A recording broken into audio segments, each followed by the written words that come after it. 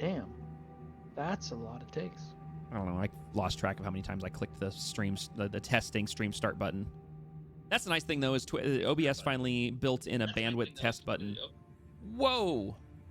Sorry, forgot to mute my phone. It's okay. OBS finally instituted basically a test button, and the test button, Yes. because it used to be you had to change your URL in your stream key. Basically, you had to change it to a custom one that was specific to a bandwidth test, and now it's just you just click a button, hit go, and it works. I remember that button. Mm-hmm. Been around for a bit. Ah, bless. It seems to be working. Don't jinx it, knock on wood, and all that stuff. Yep, I haven't dropped a single frame. I'm humming along at 6,000 kbps. Twitch is saying I have a stable connection. I'm a happy camper now. Let's go. Only took me 18 minutes. All right. Jesse is muted and Melon is muted. I assume they are eating. No. I'm I'll let them present. know I'm back. Nice. Right. I can eat. Chocolate. It's probably we smart. have... I don't have food ready. Wait, who are we missing? 1, 2, 3, 4, Shoutout. 5. Oh, we have 6 players and I'm the 7th. Duh. Okay, so yeah, that's right. Technically, we're waiting on Shadow, but we're going to start without Shadow, and we're going to see what happens with work stuff for Shadow. So, all right, cool. Now I need to put out an everyone because I have to do them manually now. Yay. Although if this fixes the issue, I can turn it back on. Twitcheroo.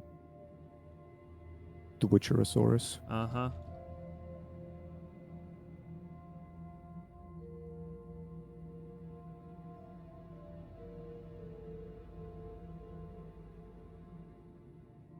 Oh, Game Awards is happening right now.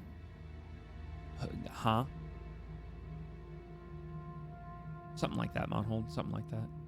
Yeah, I think that was the legit fix for all of it, because it's working perfectly now the way it's supposed to. See, when in doubt, Google. Yep. Google's hit or miss for me though. Something my brother taught me, because my brother knows a lot of computer stuff. Uh-huh. And I would always come to him with problems, and he'd just be like, Google it. Google it, you idiot. Come on. And then if I couldn't find an answer on Google, he'd help me. There you go. That makes sense.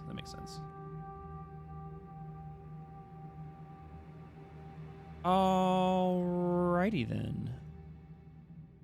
Since we're starting a little late, let's just go ahead and get this bandwagon rolling, if you guys are good with that. Is everyone here? Is anyone AFK? I'm here. I'm just gonna make a hot chockey, so I'm gonna mute for a bit. Otherwise, you're gonna hear constantly. Buzzing fair. guy.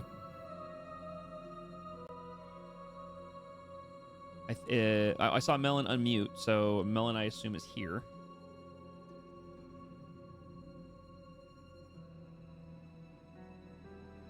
I see a spam of unmute, so... All right. I'm here. Cool. All right. Dragon, are you here? No. Okay. Darn. You hate to see it. Okay, so I think everyone's here, so we can at least get the ball rolling. Oops, no, I don't want to invite people. I want to look at Gib control. What do you mean? What do you mean Gib control? Oh, wait, did I take it away? Well, I can't do anything with her. Please hold whilst I figure this out. Oh, I did take it away. Smart. Well, you should be good now. Yeah, I remember us having that Nope. debate. Oh, this yep. session, Thank you. I'll say yeah. Okay, cool. If we needed to take away ownership, because Yes. confusion next session. Good call. Okay. Cool. I'm gonna go ahead and do the. We'll get the recap rolling here. Let's go ahead and we'll jump to. I want to have like a cool sound whenever the doors go, like on the stream. That'd be really cool. What up, RT? There you go. Somebody click that, and then you can use it. I'll find like an actual sound effect and see if I can set that up. All right, let's make sure that audio is working today. Yes, we have background music, which is good. Cool. Everyone should also be nice and crisp and loud on Discord. Cool. All right. So, yeah. All right. So I will go ahead and do the recap and we'll get rolling here. So, Last we left off, our group was still down in the catacombs of Darun. The group had been navigating through chambers and causeways all beneath the city of Darun, discovering caches of what appeared to be some sort of stockpiled loot, possibly items that could have, the group surmised, possibly have been stolen or gathered from around the city. There was paintings, there were statues, there were crates full of other items. The group ended up splitting up. The party split themselves for a short bit, with 2 members of the party finding a set of stairs that led up into another level of the catacombs, where Alexander and Grigor stumbled upon 2 Low-Hood gang members having a conversation outside some sort of wooden door. Othwin was wandered off into the dark. Another part of the group wandered into another tunnel where they almost fell down a very large pit in the dark, and were unable to figure out how to cross the pit. Beyond, some of the members of the party could make out that there was some water of some sort ahead, but beyond that, there was no clarity. And Othwin, in her adventures, felt some sort of pull, summons, calling, whatever word you feel to put in that spot there, off into one of the other tunnels that led her into a seemingly empty chamber, where she discovered 2 doors, one of which she was able to walk through, and found another one of the large stone statues. The stone statue did end up awakening as she entered the chamber, but it didn't immediately attack her.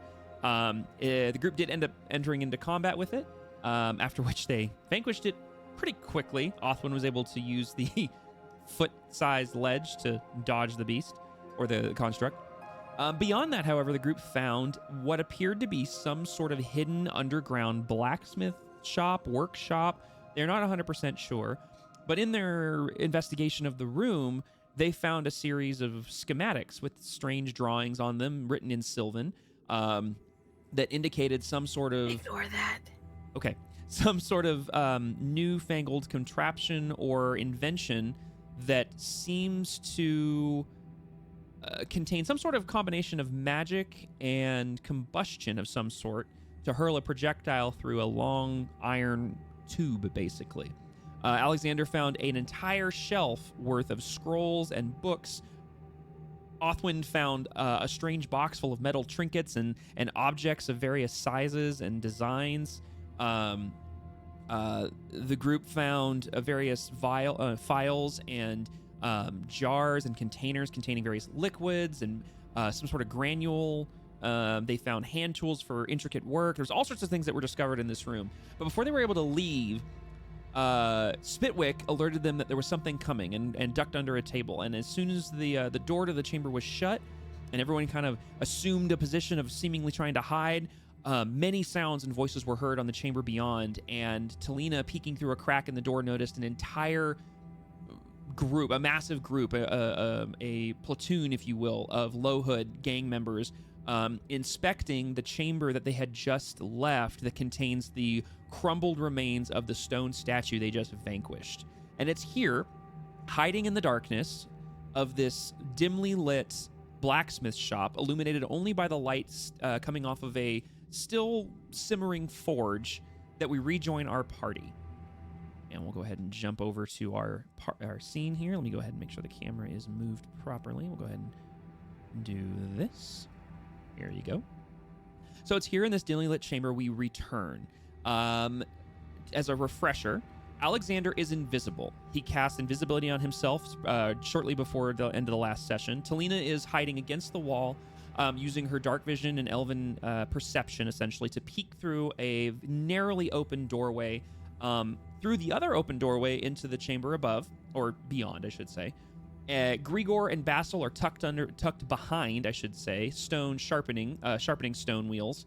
Daxori is fully tucked in behind the steel anvil, and Othwin, if I remember correctly, is sitting, not hiding, sitting in a box on top of a crate full of a few remaining scraps of straw and maybe a couple trinkets she hasn't thrown out of the box just yet.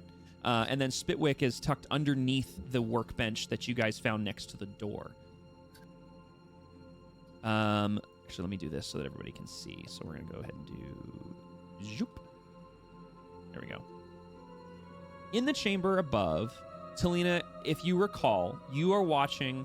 You had just cast your dancing lights, but you cast them as one humanoid-sized beam of light, and it has distracted and drawn the attention of not all, but most of the low hoods in that room. From what you can see at least 1, 2, 3, 4, 5, 6, 7. I can see 10. Well, I was going to say 7 of them are looking in the direction of the light and have their back to you. The rest of them, basically the 3 on this side, are still conversing. As you're watching them converse, you do notice that this one starts looking over here and starts speaking to another person that is out of your line of sight, indicating that there's at least another member to that side. And at this point, the talking has gotten low enough that you can't quite make out the full details of what they're discussing, as they've now noticed this light that is illuminating on the other side of the room.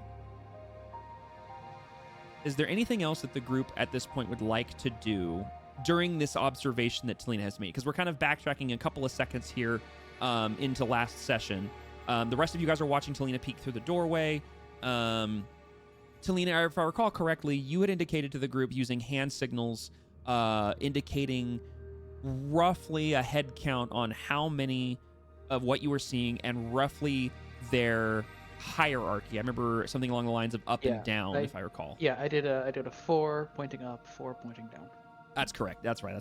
And it was up to the players to figure out if they ended. That's right, because we did perception rolls, I believe, to see if they could figure it out. I think most of the group kind of had a good understanding of what it was. There was only a few of you guys who didn't quite understand it. But is there? I also remember, and I'll clarify. Alexander, in the previous session, you came across a handful of scrolls. Those scrolls that you were able to read either by yourself or through the help of Basil's Sylvan understanding, that the scrolls were various spells, all dealing with some sort of explosion, combustion, or area of effect. The spells that you were able to determine, and if you did not write these down, I can remind you, were you found a fireball spell, you found something called chain lightning, something called a thunder wave spell. You didn't tell me about some of those. Okay, so that's because I hadn't figured them out yet. So yeah, fireball, chain lightning, thunder wave, arcane explosion, and unstable explosion. Those last 3 were, I definitely remember those ones. I do have those set up in game, so if you choose to use them, we can pull the spell up. But yeah, so they're set up in game, but they're not in my inventory. Is that by the? You should have. Let me double check because I think we added spell I just scrolls. Oh no, we didn't. Okay, hang on a second. Yeah. Because I'll give you this, because the way spell scrolls are written as an item is they're literally just a spell scroll, and then when you use the item, you just say which spell. We basically go, hey, this is what would be on this scroll. And I mean, like, I guess we can do it this way. Like, I can remove the spell scrolls that I have in there, and you can just give me 7 of like whichever That's exactly actually what I'm gonna do. Because they're different levels. So I'm gonna give you So I'm gonna put in your inventory. That's technically your fireball spell. Your chain lightning. Your thunder wave. Your arcane explosion. Your explosion, Boggers, and your unstable explosion. So basically, you essentially have, from what you can deduce, I mean, obviously this is game mechanics, so your character wouldn't 100% know the intricacies of this, but for the sake of the game, you have 2 3rd-level spell scrolls, a 6th-level spell scroll, 2 level 1s, and 1 level 2. I have the list. I found 7 though, so 1 more. Okay, sorry, I was going to clarify. You found 6, not 7. Apologies. Last time, I remember I had you roll a D8, and we did it that way, but for the sake of balance and everything, you have 6. One of which you already, because technically the 7th would have been Firebolt, but you already have Firebolt, so you're fine. Firebolt is a cantrip, so correct. It's... Correct, yeah. and so there is technically, there are... I believe, if I read this correctly, there are cantrip spell scrolls, which I find fun. Yeah, there is. So technically speaking, you would have seen the Firebolt cantrip and go, I already know how to do that, and you would have left it, and there'd be no reason to grab it. So that's fair enough. Yeah. So apologies on not clarifying that right before I did that, but that's how I was balancing that. All right. Okay, sorry, I got pinged in Discord and wasn't sure what it was. So, anyways, Yes. So you guys are in this situation. Oh dear, what's going on? Twitch is saying. Oh no, it's fine. It's saying red, but it's fine. It's fine. We're good. We're good. We're good. As long as stream still looks good, it's fine. It says it's unstable, but it's fine. So yes, at this point, you guys have seen all this happen. What do you guys want to do before we kind of catch ourselves back up to where we would be at? I was just gonna make the comment. Aren't we all just a little unstable? Yes. Yeah, Twitch is working fine for me too. I'm literally just waiting for any sort of retaliatory action that needs to be done. Basil's giant stone sword is not near him. That's what I forgot to build in here. Apologies. Right now, it's just a stone sword, so it doesn't matter. But It's okay. He's not proficient with it or anything. nope, and it also weighs a It's ton. not. It's not a grandiose kind of sword, but yeah. So Talina repeats her hand motions from before, but instead of 4 up, 4 down, it's 5 up, 5 down. All right. Does anybody? Apologies. I did not write down this note specifically, and that's my bad. Does anyone remember what they? Actually, hold on. We can just scroll up in the chat and figure it out. Or you can just redo it, because people may get Well, it what out. I was going to Remember say is what? whoever figured it Please out. no. Well, I was going to say whoever figured it out correctly last time gets advantage on the perception. Whoever didn't figure it That out works. has to do a straight roll. But I can't remember. No, it was insight. That's what we did. We did insight on that. So Merrick Yeah, 'cause figured we it know out. body language. Dax figured it out. Grigor was definitely figured it out. I have no idea what, if anything, Basil figured out. I don't think Basil, you didn't roll for it, so it doesn't look like you saw because of where you're hiding, probably. And Othen wasn't paying Probably. attention, so that's probably what it was. So in that case, Dax gets advantage on the insight check. Merrick gets advantage on the insight check, and actually, yeah, all three of you guys. If you notice this, you guys basically can advantage on insight of the new hand signals. Basil, if you're watching her now, then comparatively to last time, you can do just a straight insight check. Othwin, same thing. If you're looking in her direction, because you're actually above, you're the highest up in the room right now because you're on top of this crate.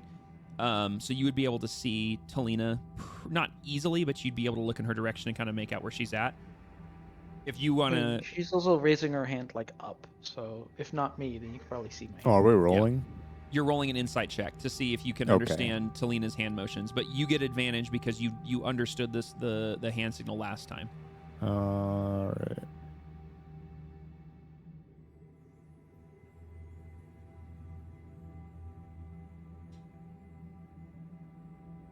Wow, it's really good. Okay. Damn. If I was to take a guess, I'm gonna say Basil is trying to get Othwin to crouch down. Okay, so you're looking when at the hand Othman. signal was going off. Well, that was when the hand signal was going off the first time. So Okay. the second time I will roll. Mm-hmm. All right, go ahead. Just straight insight. Okay. Rough. He's like, ooh, hand signals. What are you waving? You your start hand for? waving back like, hi. I'm kidding. He's That not wasn't looking fine. at If you'd the rolled a one, I would behind say her. that's what would be happening, but Basil's just standing very- there like, hi there. Very, very puzzled look on Yeah. Basil's face right now.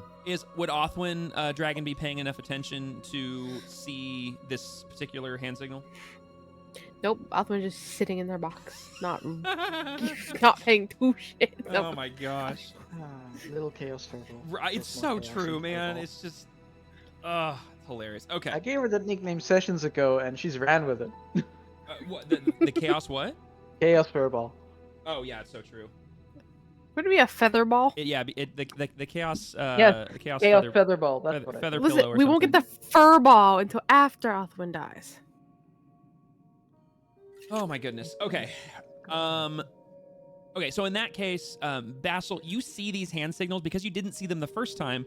You're not quite sure. You understand that she's looking out the door and that she's not looking at you. She's looking out the door and she's holding her hands up and she's doing these symbols. You're able to determine from the numbers, like there's a lot of whatever she's looking at in the other room.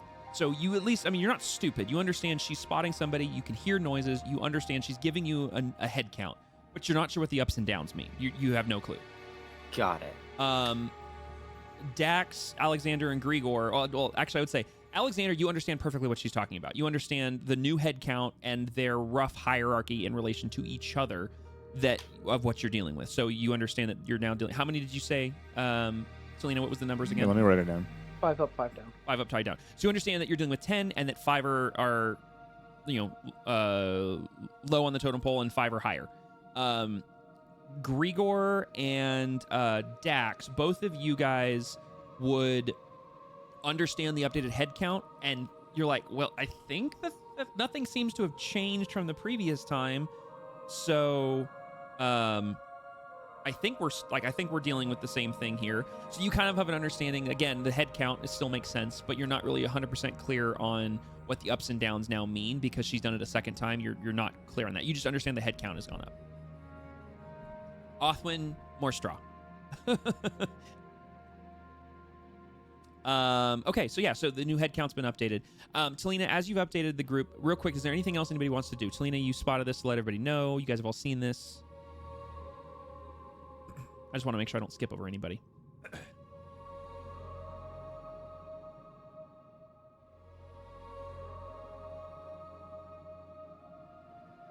So for my visual mind theater, Spitwick is underneath the desk. Is it solid on the side, or is it two?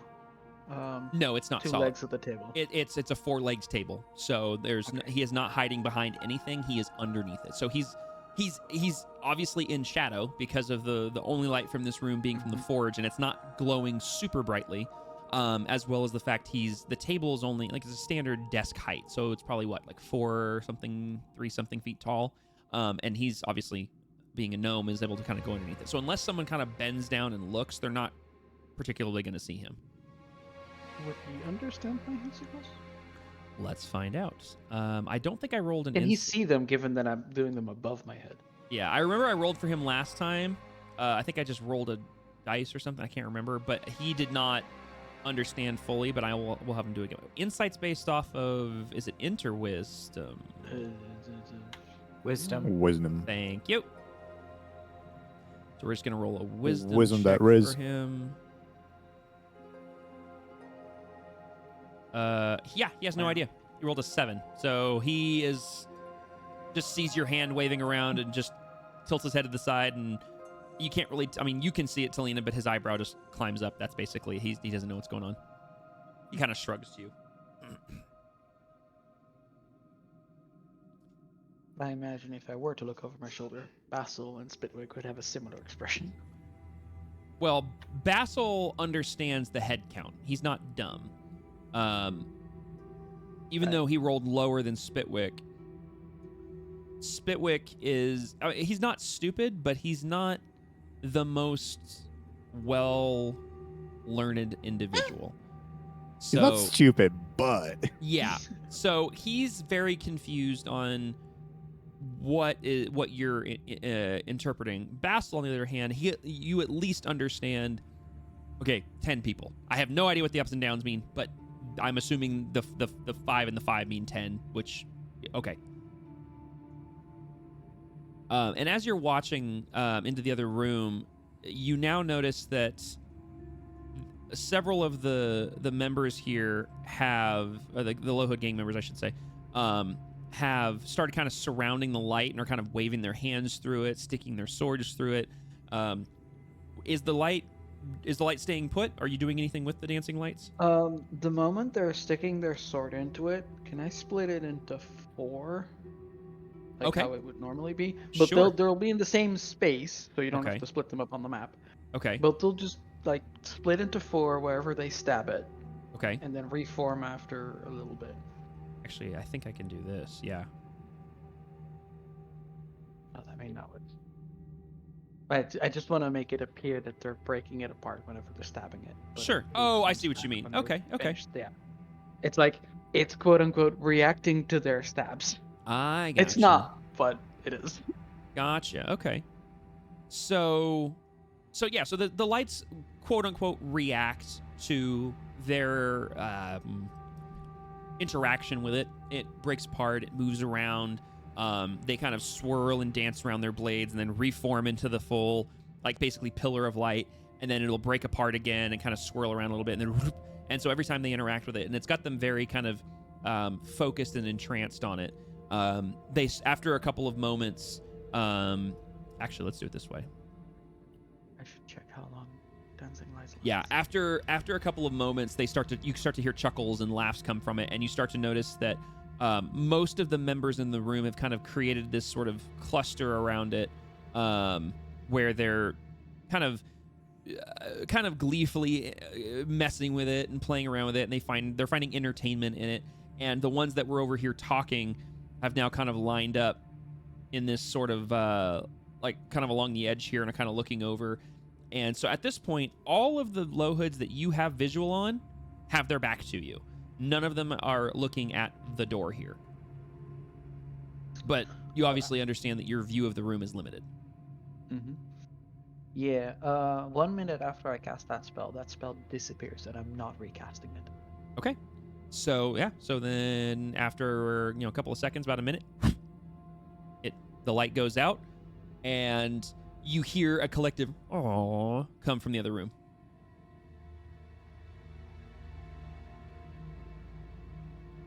You know what? For giggles, because this is funny to Lena, and rule of cool and stuff. Mm-hmm. I'm gonna see if I can stifle a giggle. If you can stifle a giggle. Okay. Yeah. Yeah, pretty good at stifling my giggle. You can stifle your giggle. Yeah. You guys in the chamber hear a very light giggle escape to Lena, but the only reason you guys are able to hear it is because you guys are all maintaining absolute silence, and the only sound in this room is the ambient noise that is, that light breeze blowing through, that occasional drip you may hear in the distance, and the very soft crackle that is coming from the embers of the forge.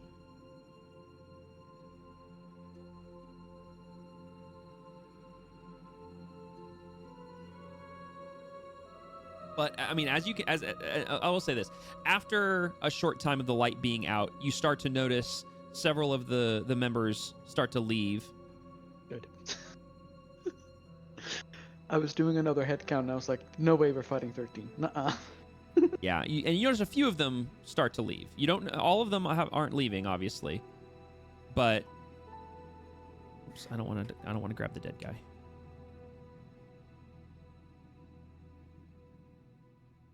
So as you just slowly watch as some of them start to file out of the chamber into presumably the chamber beyond.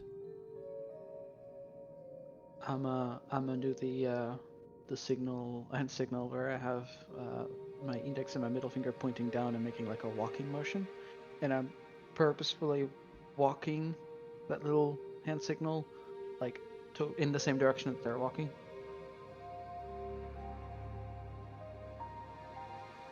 And that's all of them that I can see that are walking past. Sorry, this is a little time consuming with this many heads, so give me a second. Yeah, that's fine. I mean, I can still see those three in that room, because apparently I can see I can see until the other end of that hallway. That's nuts. Yeah, where your cursor is, I can still see there. That's I insane. can still see a guy there, because there's light over there, right? There is, yeah. They're in torchlight right now, yeah. Yeah, I can see this guy.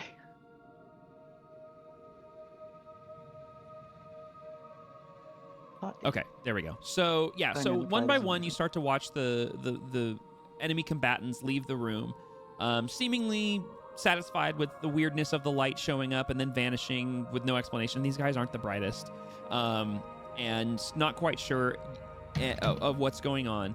You guys do, as a reminder, you do remember that there was footsteps approaching the door to the chamber you're in, and suddenly before they opened the door, there was another voice that basically said to stay out of this room, otherwise the boss will have your head.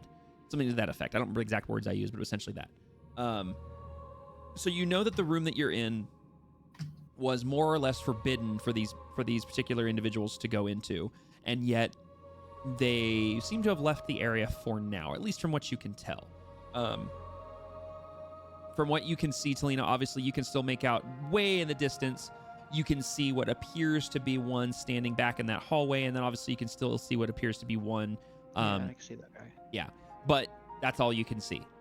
And the rest of you guys notice that she starts making these symbols. I'm not going to make you roll for these because these symbols, based on what you've already rolled, you guys are able to determine that it seems to be. And you also hear, like, it's very. The amount of people, you don't even have to roll for that. There's a lot of footsteps that are happening as these people are leaving the chamber.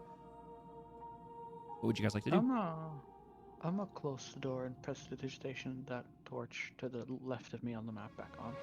Okay. So she closed the door and torch behind her lights back up again. Ow! Big exhale as she turns towards the room. I counted at least 8, and they've walked away, most of them. There's like 1 or 2 still straggling.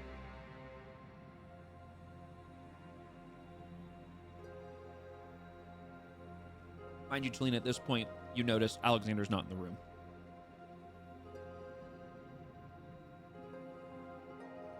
So, what's the plan? Well, the plan was let's not attack 13 of them, but now that there's only 1 or 2, fancy our chances of escape a lot better. Doesn't Granted. mean that the rest won't come back. Well, that's where you have to be sneaky-like and stuff. Sorry, that background noise and in the distance, you see a small cartoon dancing from one side of the room to the other. I'm sorry. No, it's fine. It was just I just picture like a Pink Panther sneaking through the back of the room. Sorry. Yeah, exactly. Yeah. It's a freaking Life 360 alert. Always at the wrong time. Basil just kind of blinks at the "be sneaky about it" comment.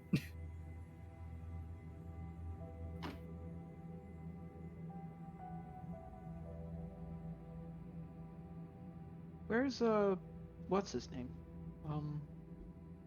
Burb's over there. There's Horns and 2 of you, and I see Spidwick under the table. You can come out now, by the way. He Nobody's left the slowly room. comes out. No, Basil, you notice that Alexander's now gone as well. But originally, Oh, I'm sorry. You already knew he was gone. You watched him disappear. but also nobody left the room. Like, I know that nobody left Yes. or entered the room. Yes, so. but you and basically everybody but Spitwick and Talina would have literally watched Alexander go and vanish out of existence. Mhm.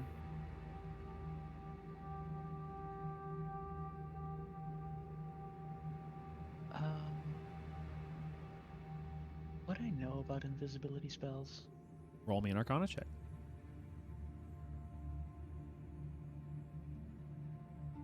And I was gonna say, actually, I literally just about to say with advantage because you're a spellcaster yourself, so you can reroll. You can reroll that. Good, because it doesn't make sense for her not to. Yeah. 11. That Yeah, makes the a lot DC more was sense. 10. It's not exactly difficult. Yes, you are very familiar with you know invisibility spells exist. You don't know how to cast them, obviously, but you do know that the spellcasters in the world can cast invisibility on themselves and other things.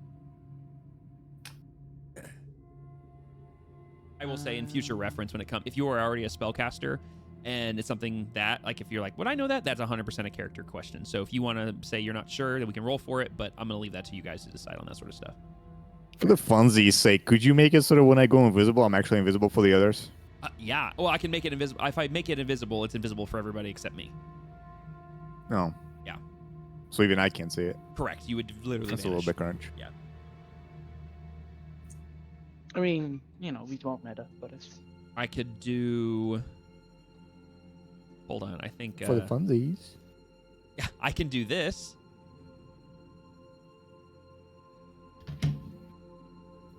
Where I make the You know opacity what? 10%. I still know where I'm at. Correct. Oh, Yes, you do. there's thingies Yes. on me. So if those were gone, Yeah, you there's- basically look invisible.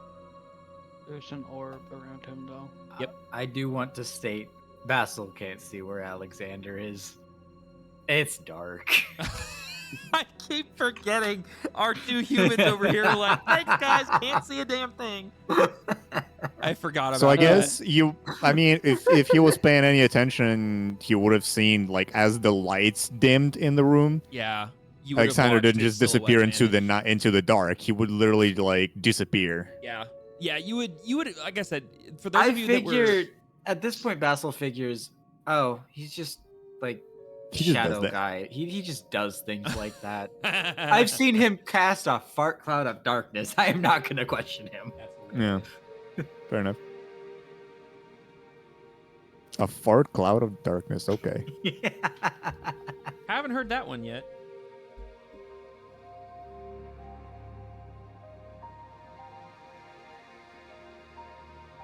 Yeah, what are you guys doing? Given that the humans are looking a little blinded, do poop another one over there. Just Another one? one of the Spitwick shaped ones, yeah. Okay. Yeah, in that color this time. Sure, why not? Sorry, that was the one I already had in the room. I can change it to a different color. If you want. Yeah, that's fine. Okay. No, I usually cast them cyan, but that one I specifically didn't want my color for obvious Yeah, reasons. I remember that.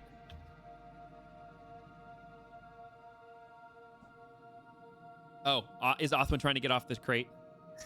Othwin is stuck on the grate. Okay, hold on a second. I'm going to remove your half cover. There you go. So yeah, What's you the hop burpee down. downies? Freedom! You use your little your wings to flutter down so you don't hurt yourself, because it's about a 4-foot drop, which for a small burb like you is actually a pretty decent drop. Might want to remove the cover on. You mean that? Technically, you guys can do that yourselves if you need to. You can right click and go to or sorry, you can go to your character sheet, and there where it has like effects. The cover is on that sheet. You can also right click assign status effects. Oh, I wasn't sure if you guys could see that. Okay, cool. Yes. I don't And see it's no longer hiding. cover in effects tab. The little shields. so- It's the very top of the thing where it has half cover, 3/4 in total.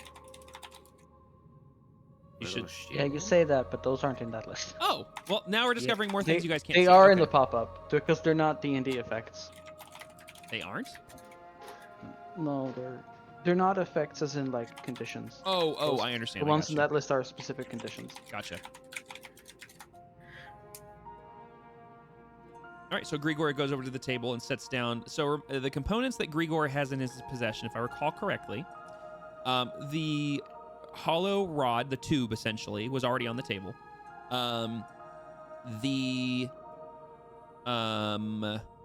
Let's see. I believe Grigor, you had the.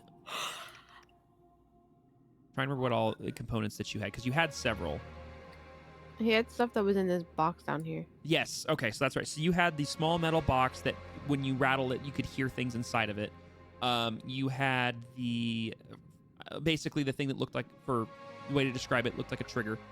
And then Basil, you were the one who noticed the S-shaped object that Alexander put on the bookshelf when you were assisting with the Sylvan translation. So at this point, if I'm not mistaken, all of those objects are now on the table. Yeah. As are the blueprints because I snatched those.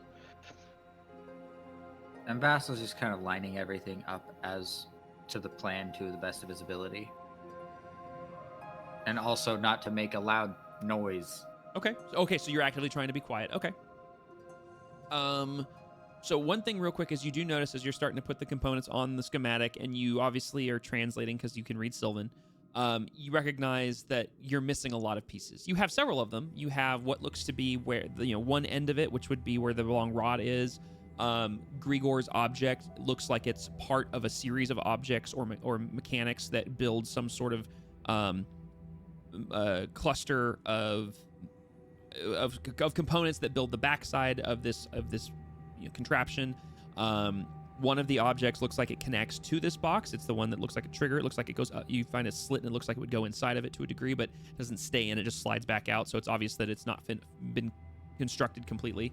And then you find that the S-shaped object looks like it goes into a slot that is already on the metal box. And one of the little pins on it basically would go into the box, and then it kind of sits and hovers above the box, and it kind of swings kind of freely back and forth. But it's very clear you're missing a lot more. I hope you realize I know exactly how I know. I can visualize this in my head. I know you I can. hate the fact I don't know it in character. Yeah, I'm trying very hard to give you like just enough so you can visualize what I'm talking about, but not enough that you're like, my character. But yes, I basically, completely yeah. know what this assembly looks like right now. You're welcome. Mm. Othwin, what is Baby Burb doing over at the shelf? you fix my lights, I can move them myself. Did you investigating? Okay. Investigating the actually wanting to roll an investigation check. How tall was that? First of all, That whole shelf is probably about 6 feet tall from ground to top. It's not as tall as the bookshelf where Grigor's standing, but it's pretty close. It goes up because the other one, the bookshelf that Grigor's standing next to, basically is from floor to ceiling. It's almost all the way to the ceiling, and the ceiling's about, I think I said it's about 9 feet tall. So this shelf is several feet shy of the ceiling. So the top shelf is actually accessible to someone who has some height. is there any way for her to climb on it? You can certainly try. Hell yeah. Go ahead and roll me and I'd say for this, if you want, you can do acrobatics or athletics. Athletics if she's just trying to straight climb it. Acrobatics if she's going to be trying to creative when she tries to scale these shelves, because the shelves have various objects on each one and whatnot. I will say this will be a straight roll, no advantage or disadvantage, because of the number of items on it. Oh my gosh. Acrobatics. The DC was 16. Not gonna lie to you right now. Okay, so yeah, so your little burb head tilts to one side, you squint, tilt to the other side, and suddenly you see it. You see the path up, and you, with all your strength, flutter your wings a little bit, and you kind of hop onto the bottom shelf, and then you go up to the next one, and you have to grip it with your beak to grab the edge, and you kind of swing yourself up, and your claws grab it and pull yourself up, and then you do it again, kind of a zigzag pattern, and you end up grabbing the handle of something above, and it starts to give, but then you are able to swing yourself, and your claws grab the next shelf, and you get up to basically the second to last shelf, which is what you can visually see here in this image. So the shelf above you is actually inset a little bit, so you're able to kind of stand on one shelf and look almost like face to face, essentially, with these objects of jars and pots and whatnot on the top shelf. So you currently are about your feet are about 5-ish feet off the ground. She's gonna be investigating shiny thing. Well, investigating for shiny things. Okay. You can roll an investigation check if you so wish. Where the heck's my... There they are. Found it. We're good. How rude. Yeah. So No, 7. Go away. So sorry. So yeah. So. Oh, thank you. I forgot about that. I don't know why it does this, but it does this. There we go. Sorry, I had to sniff. So yeah, so you're looking at this top shelf with a 7. You don't really notice anything shiny. You notice there are things on here. You see a various collection of clay pots. You notice some have lids, some do not. Inside them are various things, like there's like some sort of sand-like material. There's some sort of black sand material. There's a couple like beaker, like glass beaker, like containers that have various liquids in them.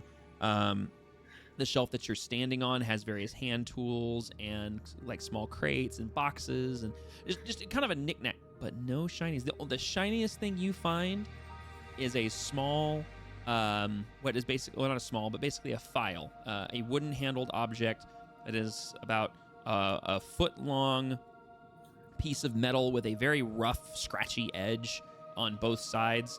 And it's not so much shiny as it's more just because it's metallic, it's glinting the torchlight back at you.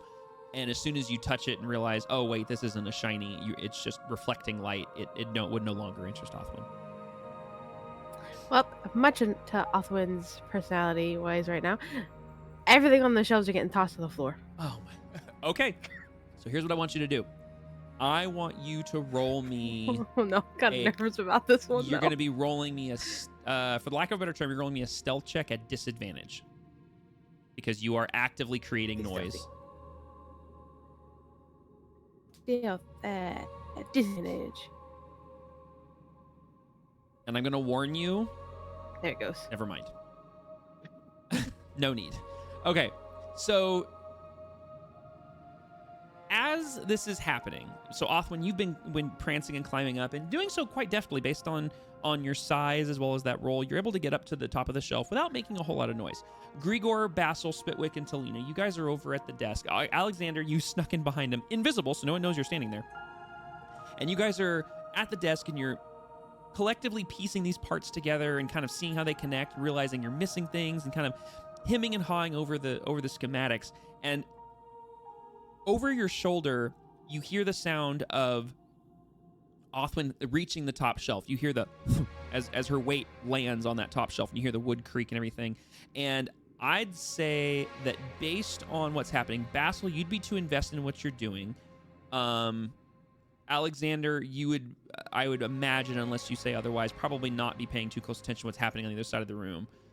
But Talina, I'd say you'd be the one that, based on your personality and your history with the burb, you would just have this gut feeling to turn around, and you glance over your shoulder, and it's like the exact moment that you turn over your shoulder, you watch as Othwin grabs a clay pot about the size of a probably a little bit bigger than a grapefruit, and she grabs it, and just without thinking, just grabs it and just chucks it with her right hand over her shoulder, and it's flying through the air. And in your head, in slow motion, you're watching this clay pot fly through the air, and you see in your mind what's about to happen as soon as that hits the ground. I'm going to give you, Talina, you get one, essentially, for lack of a better definition, you get one round's worth, like one action's worth, to try to do something if you so wish, as this clay pot is flying through the air. Hey, Yes. would Dax also get that opportunity? Oh, I am so sorry.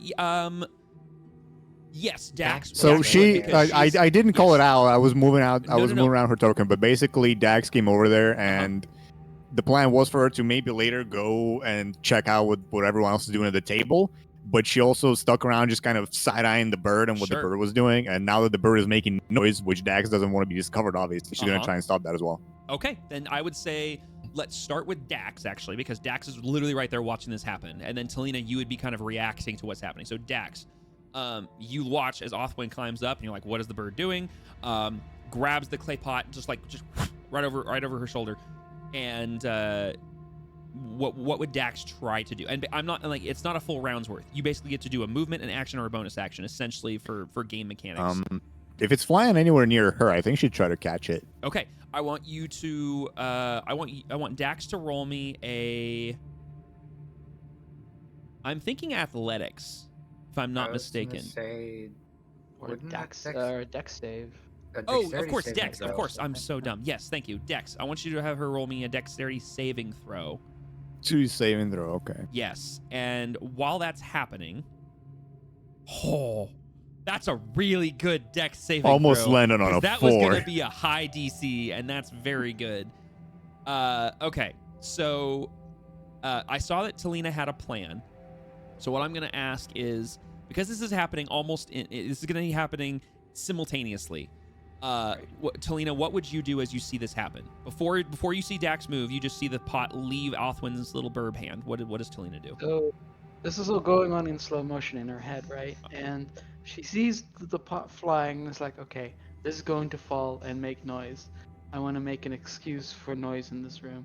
So she's going to cast prestidigitation to soil her clothes. Wait. Like, it looks like she's been covered in soot. Yes, you can Oh, okay. use prestidigitation to soil things. Okay. while, Sorry, you said playing. soil clothes, and I'm like, did Talina just piss herself? Okay. No. She's Gotcha. she's gonna Very look like she's confused. covered in soot Okay. and like ash and stuff. Okay. All right. And Okay. So if I may just take a step towards the door. go ahead. Take it. You can take one step. Okay. So Othwin, you throw this pot without even thinking with your right burb hand, and almost in just like Hollywood cinematic slow motion, Dax sees this and with cat-like reflexes dives and catches the pot with both hands and softly falls to the floor on her back. Just the thud is not very loud. It doesn't echo. It's just kind of a as she clutches the pot close to herself and it doesn't break. As this happens, Talina, before you see Dax or anything, you cast prestidigitation and soot's all over you, and you take a step towards the door and you look and Dax catches the pot and you're now covered in soot. Othwin, my question to you is, does Othwin continue to throw things, or does she stop when she realizes the pot doesn't break? Well, she notices the pot definitely doesn't break. Okay. So she stops and looks around. Okay. It's like, oh, hey, what? So you turn around and you see Daxori on her back on the ground, clutching the pot you just threw.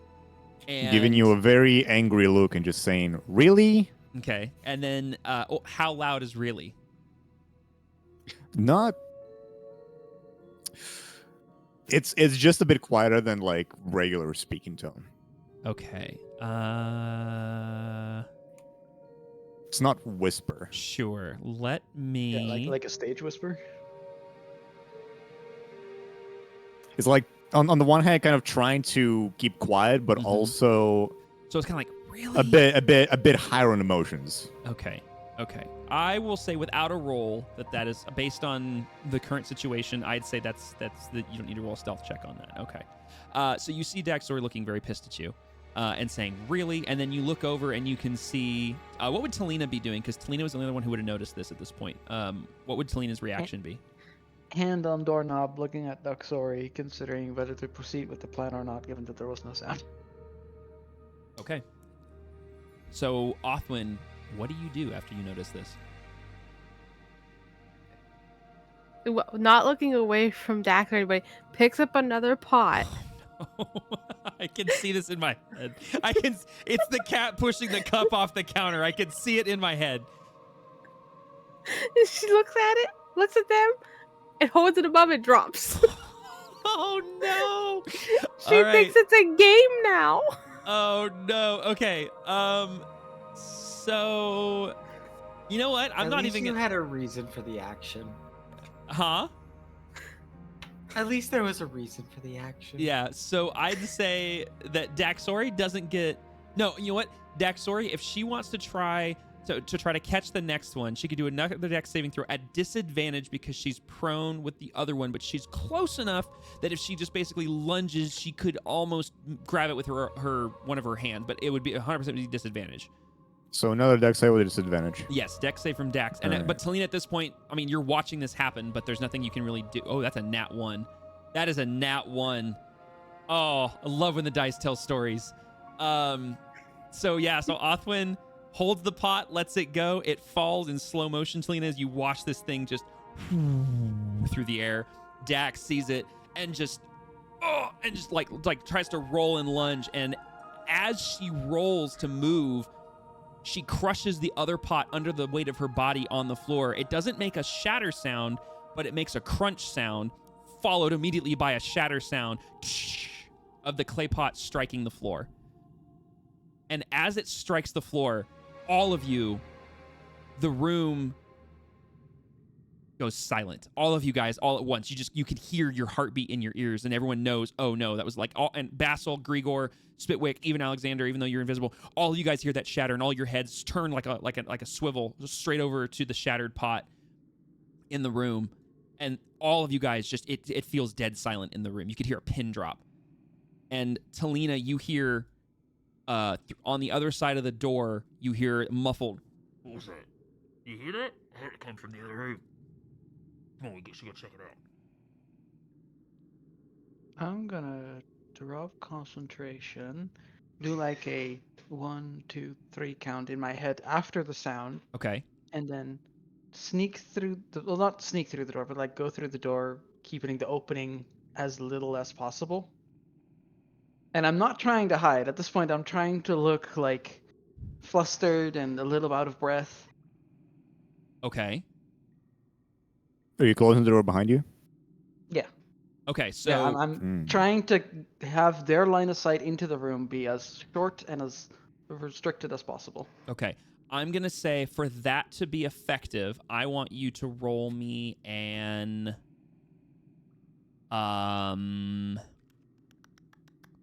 I'd say for that you need to probably make. You know what? It'll be a dexterity check as well, because you basically are trying to very quickly open the door, sneak through, and close the door in such a fashion that that whoever's over there doesn't get a glimpse into the workshop. I got you. This isn't trying to persuade them or to No, this this first one purely is to see how quickly I can open it. this is purely to see if you can slide through the doorway with enough nimbleness that they can't see. Basically, the door isn't open long enough to get a visual. That's the first thing. The second thing is going to be obviously the next Was part. it a check or save? Sorry. This is going to be. I'll say this is a check. This is more of a skill than you're actually trying to save something here. That'll do. Probably. Maybe. I don't know. We'll find out. Okay, so I'll say that as you see that, you feel your heart drop, and without even skipping a beat, you turn the latch on the door, and you just basically slide through the open. You pull, because it's a pull. Right. It is a pull. It's a pull, and you spin basically around the door frame through the door and pull the door shut with you as you basically find yourself on the other side of the door. And as you turn around, you are standing face to face with two low hood members, one of which looks to be of a similar rank to the one you've encountered in the sergeant that you encountered in the boathouse, Sergeant Garrow. Similar garb, similar what looks to be like the outfit you would expect to see on something like a sergeant, and then just a standard low hood member next to him. You're not sure how much they saw through the door, but they are standing in the hall with you as you stand there. And now it is dark in this hall, and I would say, actually, you know what? Hold on. I can see clearly. Yeah, I would say let's do this actually. So perception is based There's off. a torch behind the door, so they definitely saw me slip through. Sure, perception's based on. It's not wisdom. It's not wisdom. No, it is wisdom. It is wisdom. Perception. Perception's wisdom. Yeah. Yeah. Okay.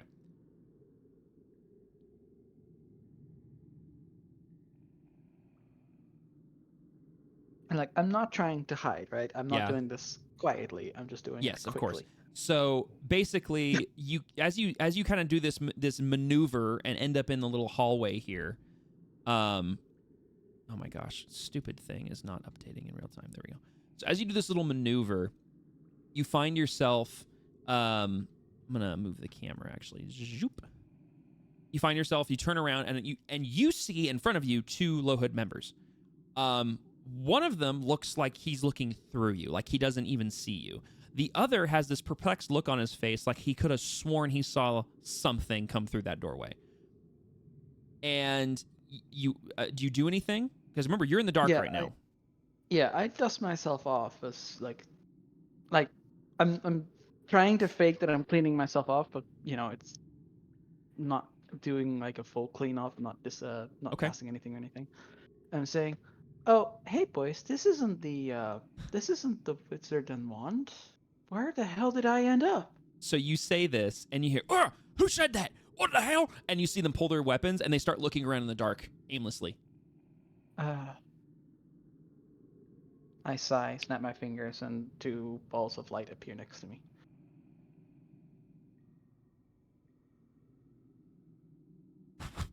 And as the both lights appear, they both jump back and have their weapons drawn at you. And, who are you? What are you doing down here?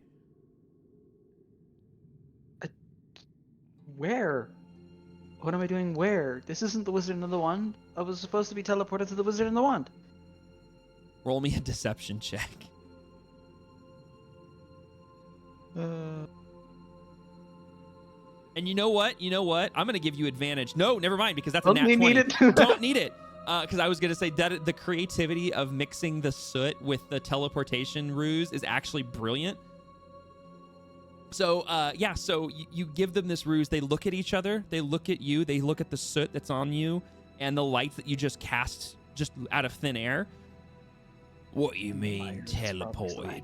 How did you get? You say, like, and so the one here is like the regular lowhead member to the side of him is just completely perplexed and looks dumb. This one here steps forward and says, "What do you mean teleported?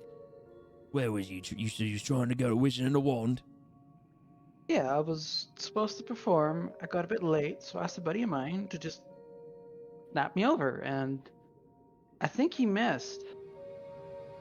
Like, I was supposed to perform, and I grabbed my lyre, but like slowly. And as he does it, he They kind of still like have tenses up and weapons holds his drawn, blade right? up. Like, Oh. I'm just a musician. He lowers it slightly. And he looks pretty confused. He's a little lost as to what just happened. Well, you's right. This isn't the Wizard and the Wand. You's in the catacombs. Did you just come out of there. And he points kind of past you to the door behind you. I mean, yes. And he kind of There's, squints and there's leans some sort in. of like fiery forge kind of thing. I'm glad I wasn't in it, but it was close enough that I got this all over me. Don't you move. And he looks over his shoulder at his buddy next to him, and he kind of does a head jerk. And as he does that, this guy walks up next to you, and he holds his cutlass out towards you, and is kind of holding you, kind of at arm's length. Essentially, is what it is. Like he's got his blade out towards you, and he's like, He's like, don't move. And then this guy approaches you and says, "Move. I want to go look in there." And he basically starts to move you. Oh, do I move? Do I not move? Well, that's the thing is you can either step aside and let him pass you, or if you wish to block his way, you can it'd be essentially it'd be like a strength check to see if you can resist him moving you out of the way, because he's a pretty beefy dude. I mean, he's not he's not massive, but remind me again, Talina's what, like 5'9"? How dare you ask me these things? 5'8". I was close. Yeah, so I mean, he's a little bit taller than you, and he's definitely more muscular than you. Yeah, she only weighs 164, so. Yeah, he looks like he She's weighs big, over 200. but she's not wide. I have a question. Yes, sir. Would all of this be heard from within? Yes, there's no. Elena's not trying to hide this from her friends. Yeah, every one of you would hear muffled conversation from the other side of the door, because it's a big, heavy door, and you would hear this conversation happening. I'd say with enough clarity, I'm not going to make you roll for perception, and you may not get every word, but you get enough to understand what's happening on the other side of that door. Okay, I was gonna have Basil kind of make his way to be right at the door, like right behind it. You would have bumped into something as you were on your way there. I love that. I would have paid it no And mind. you, Like, and you would shook have head, heard like, shook head, like, what the? Did I stub my toe? Never mind, bigger fish. But no, Basil is kind of being ready to brace the door, as if trying to make it seem the door is locked. It looks like something just broke the walls on your end. Oh, yeah. Don't worry about it. I'm not because I don't see tunnels, but it's fine. Yeah, it's a. What the? I think there's a hole in the wall. There's not. No, I think it's because the lights may have vision. No, or it's not. It's something? when Daxori moves, because if I move, it's for some reason when she gets up next to that wall, it breaks, and I don't know why, because that wall is normal. Hang on, I got an idea. Anyways, What if I do this? This might fix it. Nope, that didn't work. I don't know. Continue, please. So yeah, Much Basil's weirdness. just going to be like ready to brace the door in case they do start making their way to like grab I'm the freaking handle or muted. anything. Just for your information, well, I'm fucking stream sniping now, but I don't like when I step close to a wall like that. The lighting changed, but I don't actually see any NPCs behind the wall. Like I'm not. Yeah, it's seeing really anything that weird. shouldn't be. I don't know why it's doing that for Dax, because it's only her, and the walls It does there aren't that. broken, It so- did that last session when I stepped close to the wall, but in that hallway, like to the left, it just I don't know. Yeah, but it does that. It's very weird. I don't know. Anyways, moving on. Okay, so Basil, you brace yourself against the door. Spitwick sees what you're doing. He actually comes and his little body, he braces himself against the door as well. He kind of basically like turns around, puts his back to the door, and kind of braces his ankles on the ground there, like the heels of his foot, so that he can kind of press against it. Grigor, Othwin, and Alexander, what are you guys doing as you guys watch Basil and Spitwick kind of turn themselves into a barricade?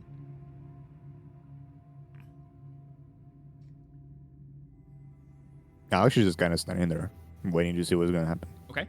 Grigor, what are you doing? Invisibility can be kept up for an hour. I can do whatever I want. Yeah, you're good for a while.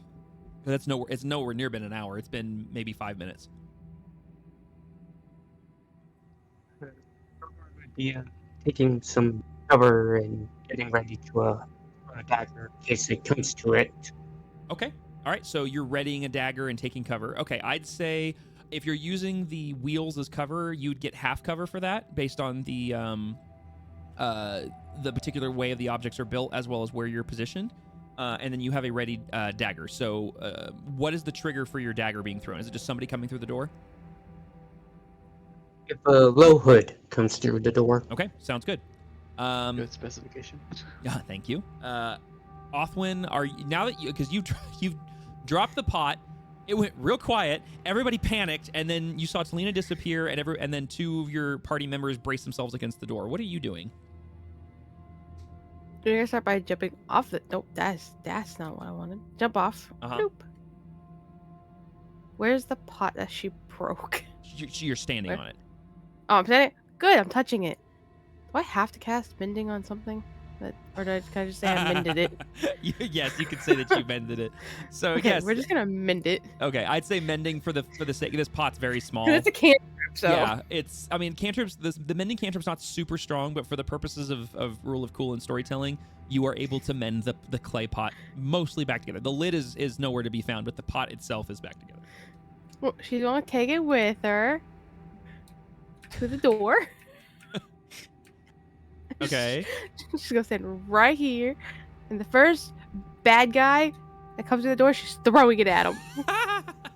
Okay. All right. Basil, are you bracing the door with your back, or are you like basically putting like palms to it? I'm thinking shoulder checking. Shoulder checking. Okay. Right shoulder, kind of not fully pressing weight against it, because it's like, it's if I notice the handle starting to turn, it's like his grip is trying to keep the handle as it is. Okay. And the rest of his arm is braced in that 90 degrees to put pressure on the door in case it does attempt to open. Okay. So with your right shoulder braced to the door and kind of monitoring the handle, over your, like, kind of out of the peripheral of your left eye, you see Othwin approach, and she's holding the clay pot, and she has it like when a baseball player is ready to make their pitch, and they've got it kind of pulled back, just prepped right next to you with the pot. All right, so you guys are all in various positions here. What is Daxori doing, by the way, Jesse?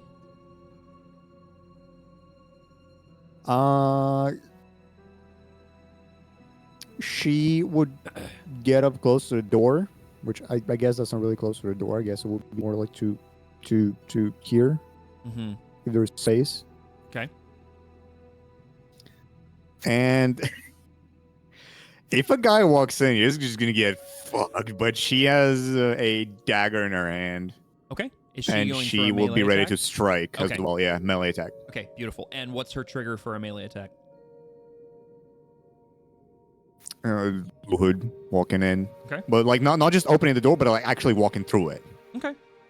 So she wouldn't reveal herself until she knows that she's about to that she 100% gets seen. Gotcha. Okay. All right, so you guys all brace yourself there against the door, and so back to you, Talina. So the low hood sergeant leader in front of you is basically demanding that he's going to go through you. Do you move willingly, or do you try to resist? So when he says don't move, he presses the lyre against her shoulder, like in play ready, and puts her other hand up in like a non-threatening kind of way. And the moment he says move, he steps to the left and turns and starts, just strums the lyre and plays the tune. Oh, okay. Okay.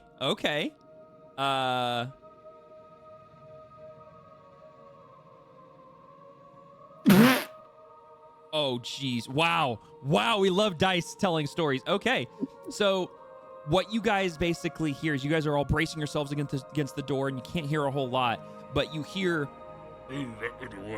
and then through the other side of the door, and then you hear this subtle sound, very muffled enough that it doesn't have any effect on you guys because you guys can't hear the audio. Like, you guys can't hear the music. You just hear, like, the sound of an instrument being plucked, and then both of them succumb to the spell of the lyre and are now charmed by you.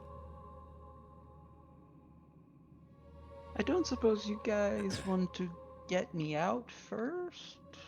So as you step and you strum the lyre, and both of them have this wave fall over them, you watch them kind of stand straight up, and they have this relaxed expression on their faces as they look at you. Says, Oh, of course, not a problem.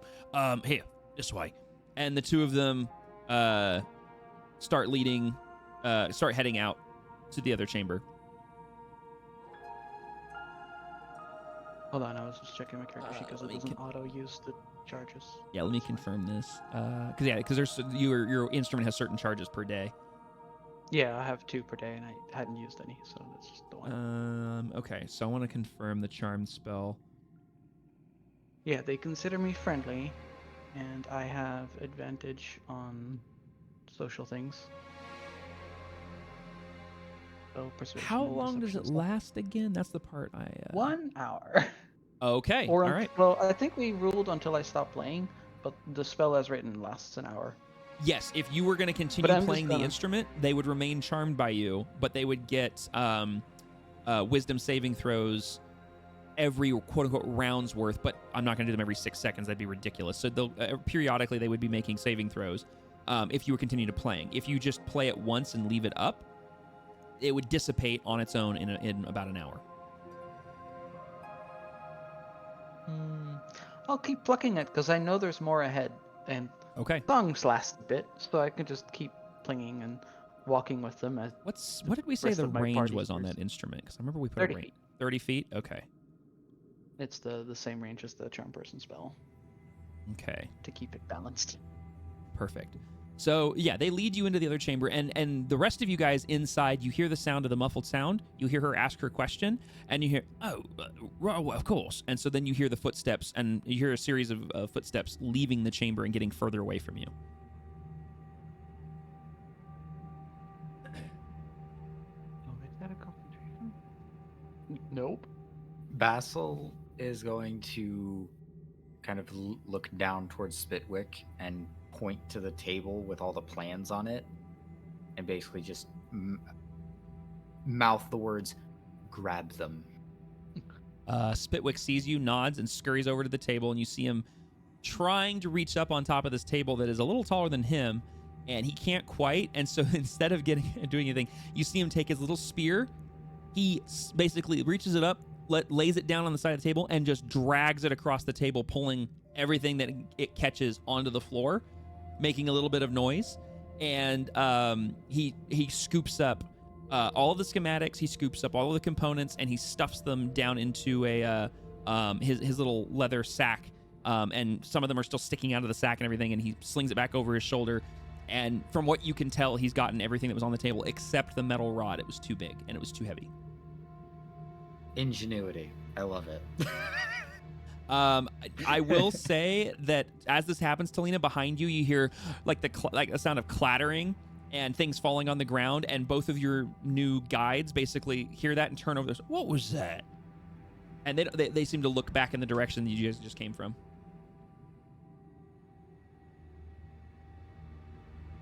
Uh-oh. Talina, are you muted?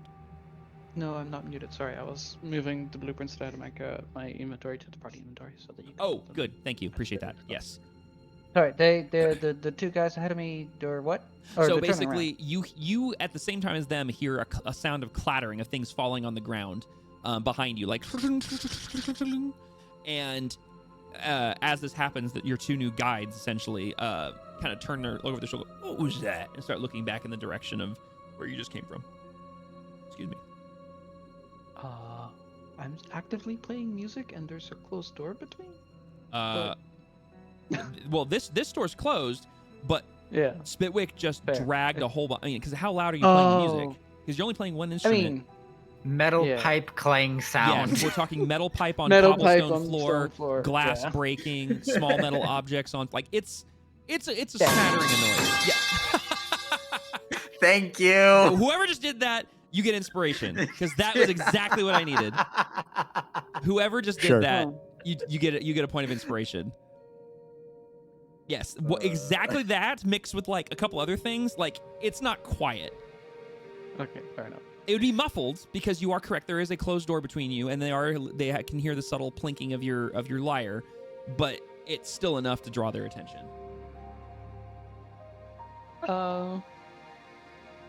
Probably nothing. As she like, no, using 2 hands to play the instrument, so I can't close the door. Correct. Yes. Which way does this door swing? Does it swing? This up or door down? swings in as well, so it's basically It's going it's down. basically like it's already kind of sitting like this essentially. Yeah. Okay. Yeah. So So I was it's gonna see if I could like kick it closed, but if it's that way, Nope. I can't kick it closed. Mm-mm. Oh well. Good looking out though. But she would just go, oh, never mind that. How do I get out? I'm late. Don't worry, we'll get you out of here. We got to check that out first. We have a job to do. And this guy starts to try to kind of shimmy around you. Oh, I'm not stopping them. Okay. Yeah, so he starts to just kind of wander into the darkness. And as he gets into the darkness, you kind of see him slow down and kind of feel around a bit because he can't see very well. And then the one that's standing next to you says, don't worry, it won't Oh, take he him long. can't. How unfortunate. Let me just that. And then okay, perfect. All right, I like that. So as he gets out of the light and into the darkness here, he just starts to kind of stop, and you kind of your dark vision, you can kind of see him kind of waving his hands. Oh, blast you! I can't find the door. It's too bloody dark in here. And he's just kind of standing, waving his arms around in the darkness. And then he goes, "What's taking so long? Go check that out." He's like, I can't bloody see. It's too bloody dark. And then, sorry, that accent's hurting my throat. The sergeant that's next to you says, "Miss, if you don't mind, would you be so kind as to take one of your lights there and illuminate the way for my friend?"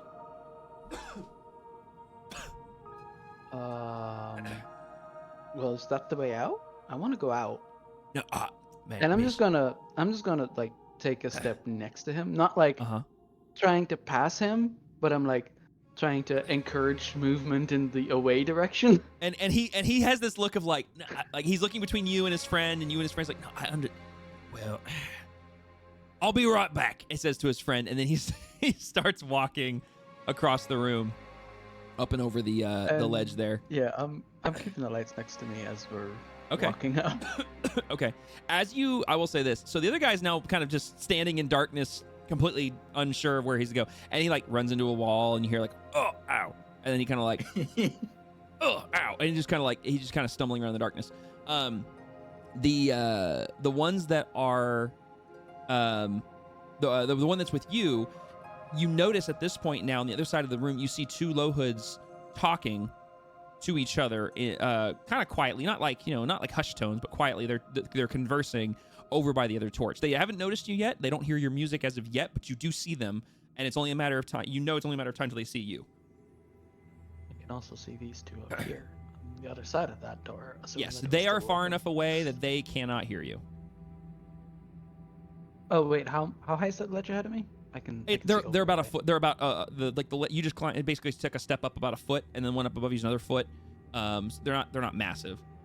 You're only Oh, like right, they're from about Aspen height. I remember. correct, because she was able to duck down between them and beyond them and take cover. I'm just gonna keep moving and like having him walk like a step ahead of me, but definitely trying to set a pace of let's get moving. Let's Okay. keep that. Yeah, Well, quote, 30 feet around he's us. moving with you. Like he's walking basically towards the door. So while that's happening, we're gonna go ahead and move back down to the chamber here. The rest of you guys hear one of them say, "I'll be right back," and distant footsteps start to dissipate, and you hear another set of footsteps that's just basically continuously walking around outside the door. You don't hear them getting closer or further away. They just kind of keep the volume changes here and there a little ups and downs. And you hear the occasional thud and ow from the other side of the door, but the door doesn't, there's no movement on the door as of yet.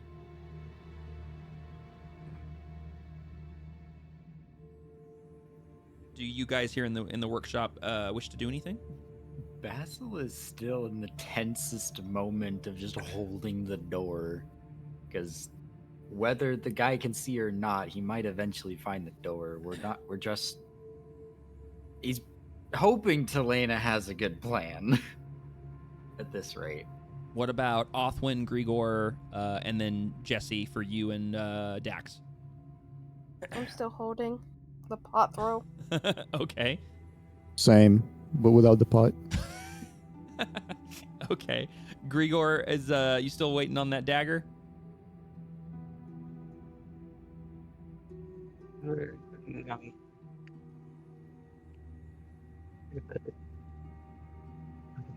I'm sorry, I couldn't make out what you said. Can you say that again? No. He's not reading his dagger. Oh, okay. What's Grigor up to then? He's just kind of waiting there? Yeah. All right, so you guys are all still in that waiting stance. I'll say at this point, so this guy is now out of the range of the lyre by about 15 feet.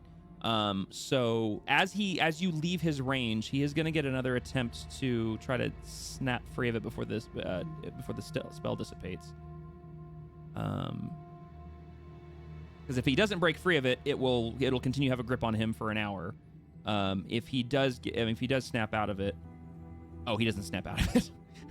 Nope, he is still charmed. So he is just wandering around in the darkness, trying to find the door. And I'll say,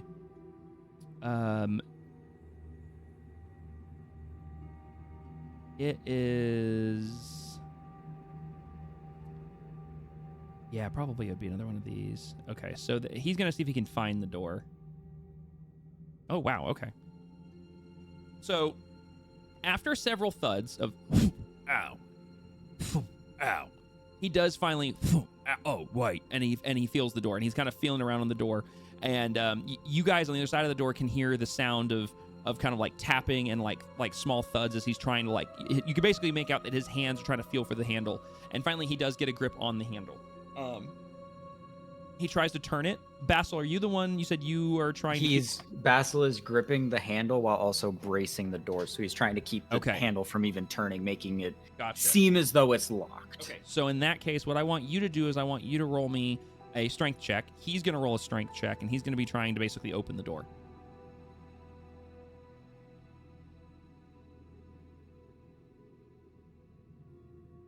Ooh. Okay. Now that didn't appear on my. Oh, there it is. Yeah. So okay. Now, normally this would be a meets it beats it, but because this is a contested roll, it's a tie, meaning he can't open it, and you are, you're not able to do anything to him, and he's not able to do anything to you. Essentially, nothing happens. The door he's just sitting there. And he's struggling with the door. The handle won't turn, obviously, and he can't. Nothing's happening. What the hell? This stupid door. Come on. I know you turn. And he just and you can hear him just kind of just cussing out the door on the other side of it. Say, question. Uh-huh. Does the door also swing outwards? No, this door swings inwards. Dang it. Anyway, we figured last time that this door swings inwards and to the right. Yes, it swings it swings basically like this. I thought it was one of those two-way doors. I know what you're thinking. Dang it. I will say this, rule of cool. If you would like to roll me it'd be two things. It'd be rolling an unarmed strike, and it'd be rolling a strength check with the unarmed strike after. Or actually, no, I'll say this. I want you to roll me. I will say, I had two plans. Okay. If you want to roll me hold on here. How do I want to do this? Plan number 1 is a little bit more stealth than plan number 2. Okay. Well, before plan number anything, 1, yeah, I was gonna say plan number 1 was if the door can swing outward, use a full force tackle the door to swing it outwards and make this guy go into the wall and maybe knock him out.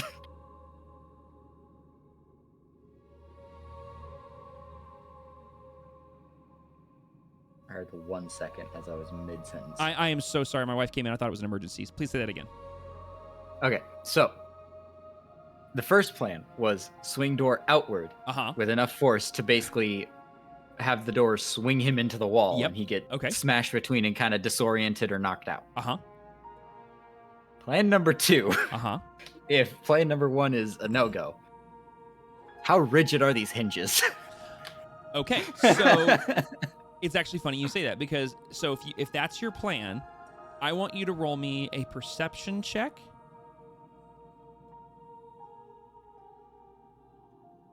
Okay. Okay. Beautiful. 15. So, as you are restraining him from turning the knob and you're trying to keep it in place, you glance over and realize that the hinges, while the door does swing inward, the hinges indicate that if the door swings inward and doesn't swing outward, as you already know, the hinges look like it could, but the door stop's probably what's keeping it from swinging the other way. Meaning, if you were able to hit it hard enough, you might break the door jamb and get it to swing the other way if you hit it hard enough. The other plan was forget the hinges and go through the door. Basically, door move forward as a tower shield. Okay. I mean, like I said, if Basil has indicated that I'm gonna say it's depending on whatever strength or how high the roll gets, how it will end up. Okay. So what I want you to do is, it sounds like either plan involves Basil trying to go through the door, like not breaking the door but- off the hinges and Yeah. using it as an object. Yes. Yeah. Okay. So what I want you to do is I want you to roll me a. Let's just do this. I want you to roll me a strength check. Okay. Before you do that, I want you to. It'll be a strength check, but I want you to add. I'm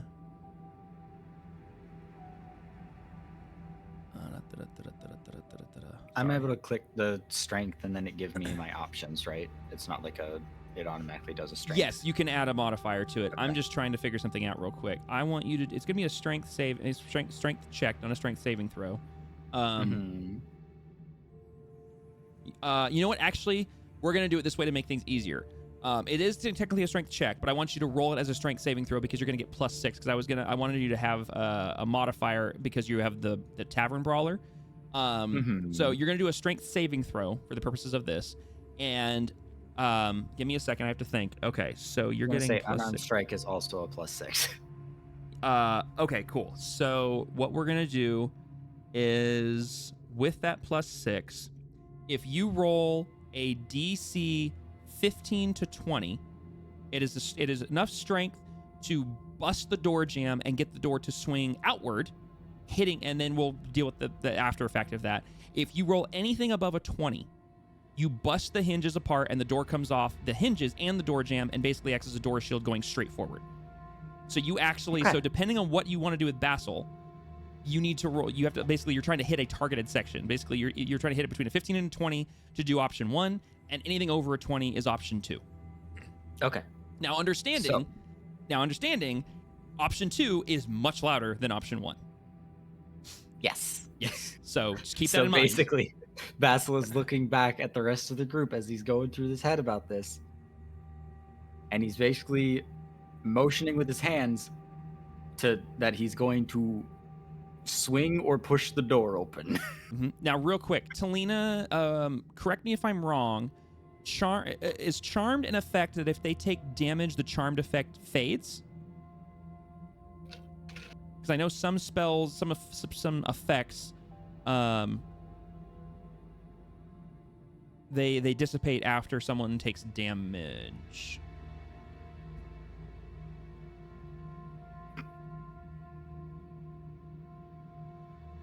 Tyro, you here, buddy?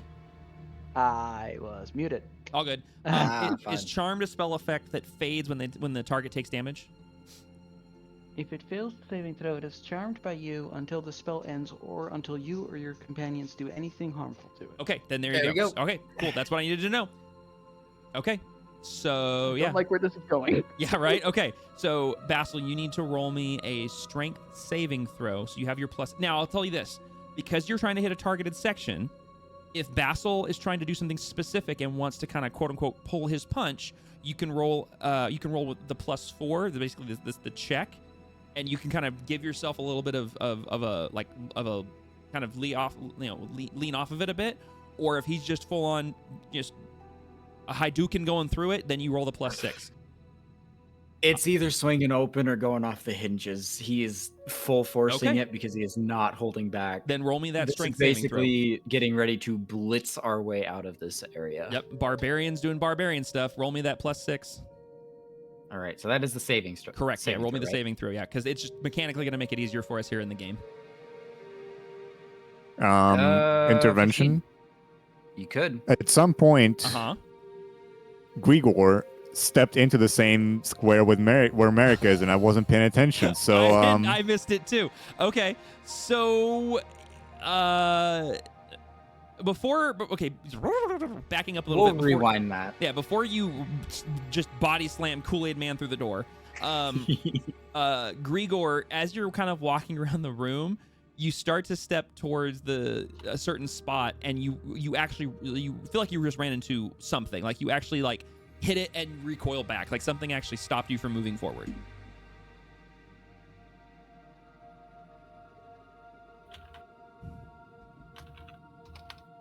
Do you react in any way, or do you do anything? Confused. Alexander, do you say anything? I imagine Alexander would see it coming, and he would kind of not let Grigor straight up walk into him, but would put his arms up to kind of gently redirect him instead of backing straight into Merrick to the side. Okay. So this happens. Grigor, unless you guys do anything, it's at this moment that you guys kind of both glance over. Alexander's invisible, and Grigor, you're not. And as you're redirected, you guys are both now looking at the door, and that's when Basil rears up and basically goes for the door. So Basil, I will say you rolled a 10. You do have a point of inspiration if you want to try to re-roll that. Use that. Okay. I'm going to use that. Then go ahead and re-roll that strength saving throw. Much better. Okay, so that is a 22. So that is over the 20 mark. So as you guys are like, Grigor, you thump, and then you're like, what the? And you kind of back up. There's nothing in front of you. Alexander, you just kind of grab him and back him up. And then as you do that, you're kind of also turning him. And you guys are both now basically looking at the door. And at that exact moment, you guys watch as Basil takes a couple steps back, Looney Tunes style. You know, Tom and Jerry better to go through the door. And then just basically shoulder checks the door. And full on Kool-Aid Man rams into this door, hitting it with full force. Almost more force than what you could perceive this kind of unbeknownst young man to do. The door erupts off the hinges, and the door just busts straight off like a shield attached to his shoulder, and the whole thing slams into the unsuspecting Lowhood on the other side of the door. I want you to roll me. I was gonna say, if this technically counts as an unarmed strike, it's an improvised weapon. Well, yes. The thing is, I don't know if it gives me the.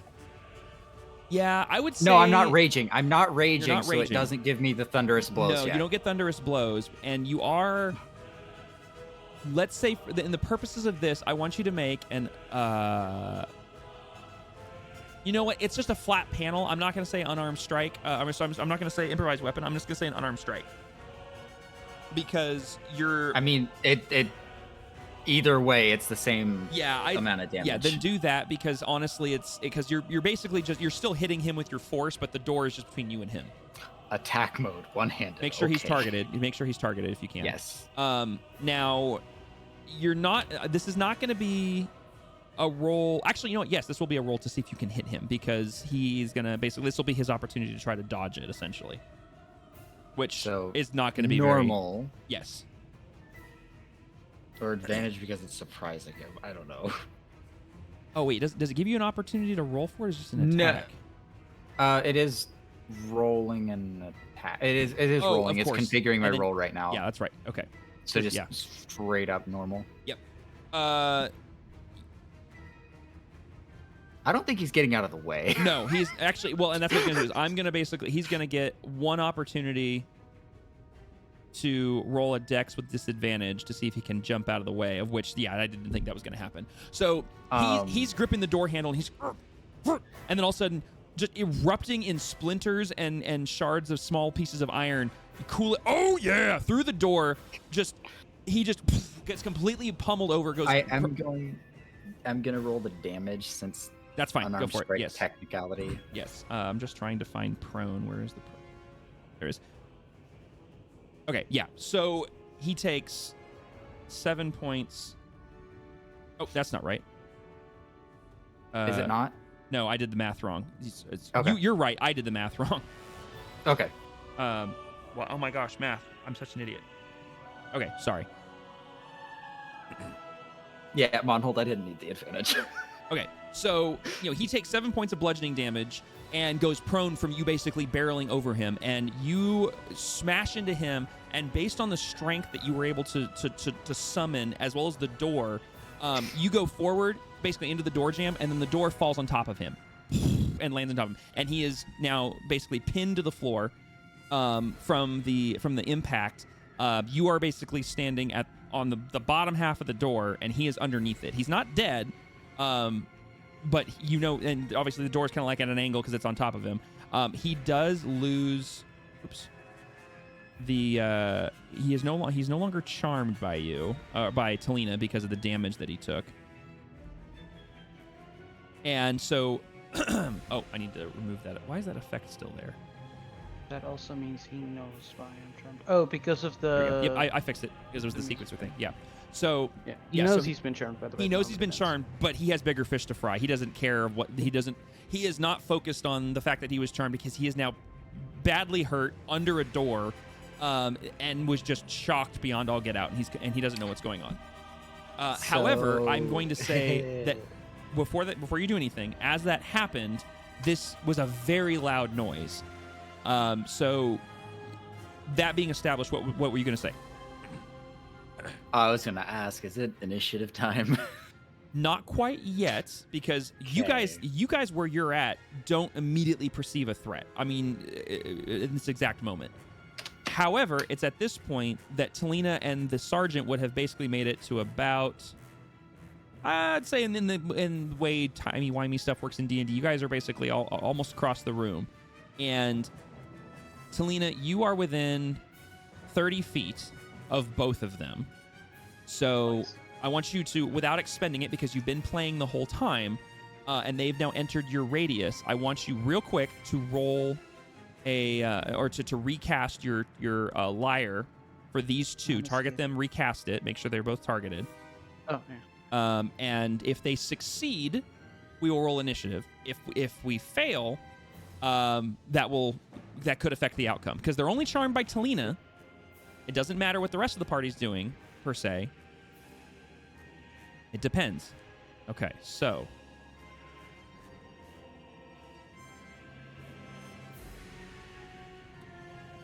Okay, so guy on the left,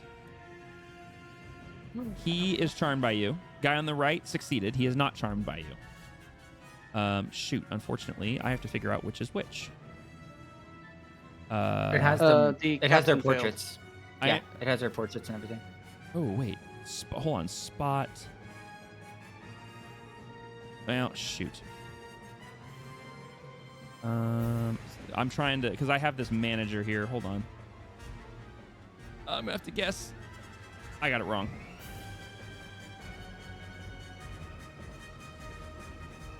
Something is using a lot of CPU. Suddenly everything's being slow. So I'm gonna just post on some programs.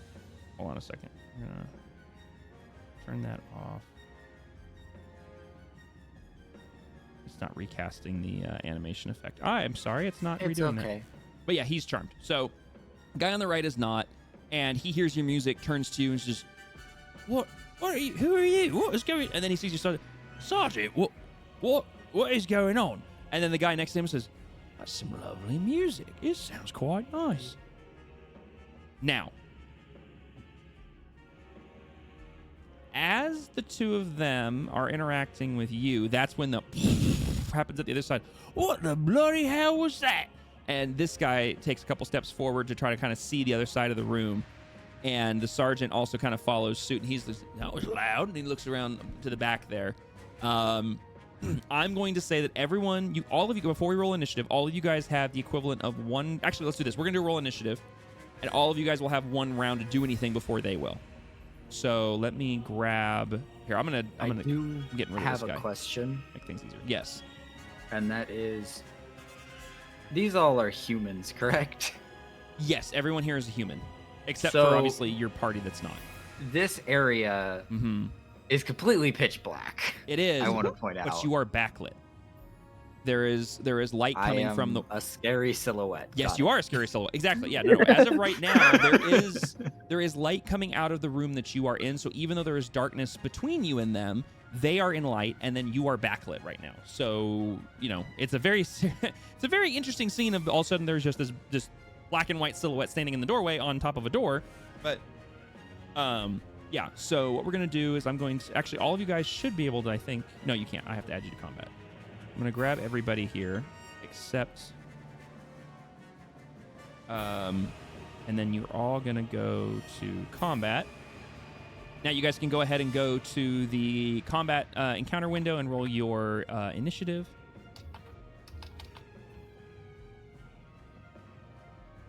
Oh, for some reason I don't have the concentration for. Wait, is dancing lights concentration? Is it? Yes, it is. Okay, so you're gonna want to re-put that back up. Where is my initiative? You're at the button? very bottom, because everybody else has already rolled. You have to go to the encounter window, and then you have to click the D20 in the encounter window. Ah, I didn't know you could do that. I just roll them on character sheets. That's also something you can do. If you do it there, or you do it in the window, either or. The window's just nice because it just creates a button for everybody, and you can just click it. Okay, so what we're going to do is before we actually start this round of initiative, because one of the low hood members is actually going to go first. Ironically, the one who was not charmed. But before we do that, because you are catching everybody by surprise in this moment, I want everybody to take one round. So we're going to go in order of initiative, but we're going to skip over the baddies. So Alexander, you're going to go first.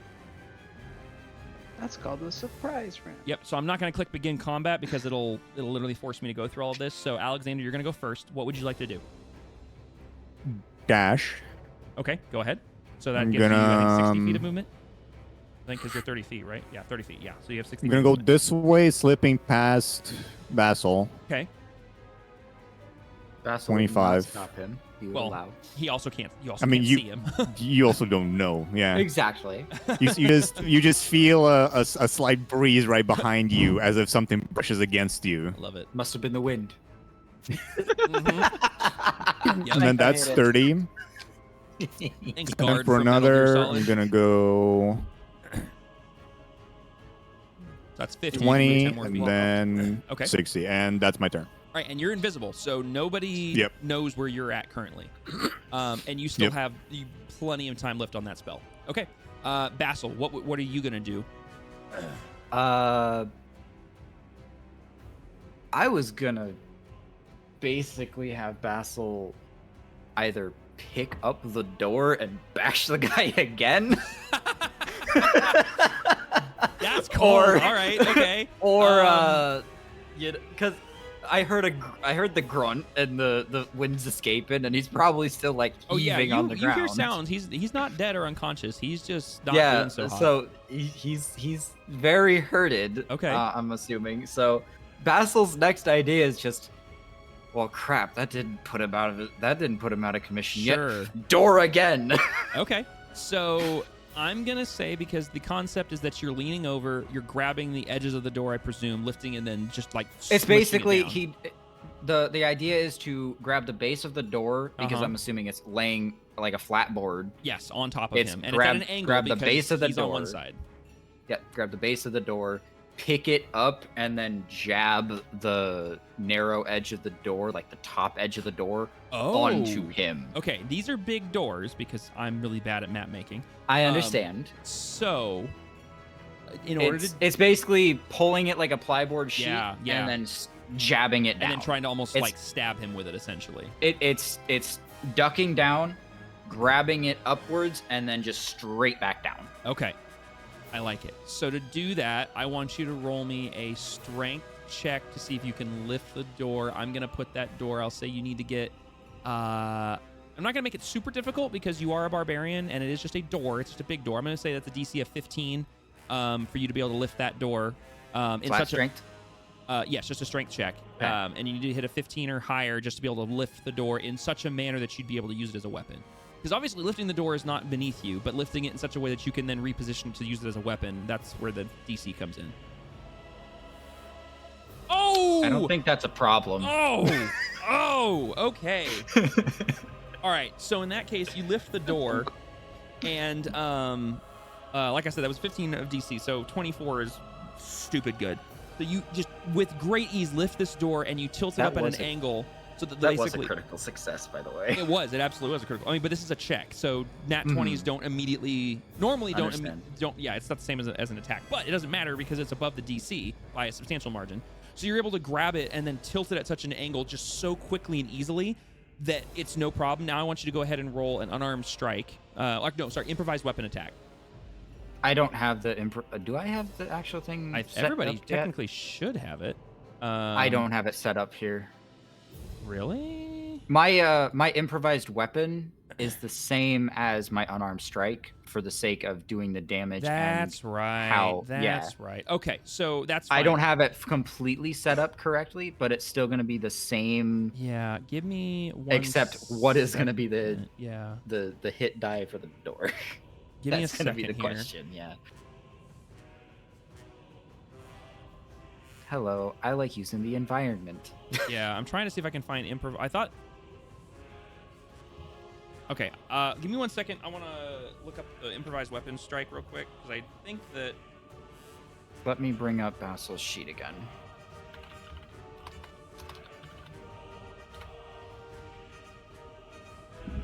There we go. Improvised weapon rules. I just wanted to refresh my memory on this. If this will load.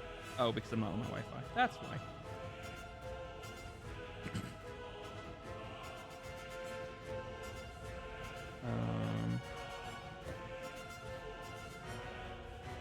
I gain proficiency with the improvised weapon is how the Tavern Brawler works. Nice. Okay, which that's good. Oh, hey. When I hit a creature with an unarmed strike or improvised weapon, I can attempt to grapple the target. Even better. Although with this purpose, I would say that trying to grapple with this wouldn't quite work. It's basically heavy door on dude. Exactly. Yeah. Can he stay on ground because of heavy door? And push. Okay. An improvised weapon is an object wielded as a makeshift weapon. A simple martial or weapon also counts as an improvised weapon. Okay. Don't add your proficiency bonus to attack rolls with an improvised weapon. On a hit, the weapon deals one. All right. So, because you have proficiency, it's still just a normal attack plus your proficiency bonus.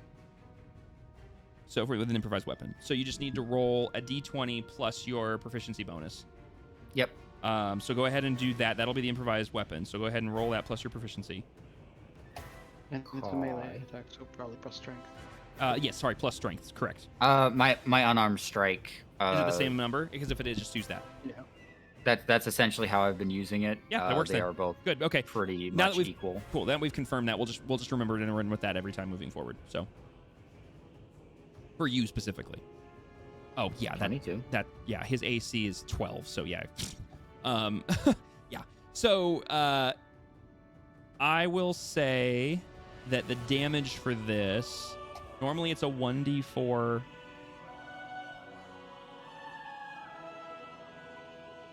You know what? Let's do this. Roll a 1d4 plus 2. So plus 6 because of my strength. Well, no, this is a damage roll.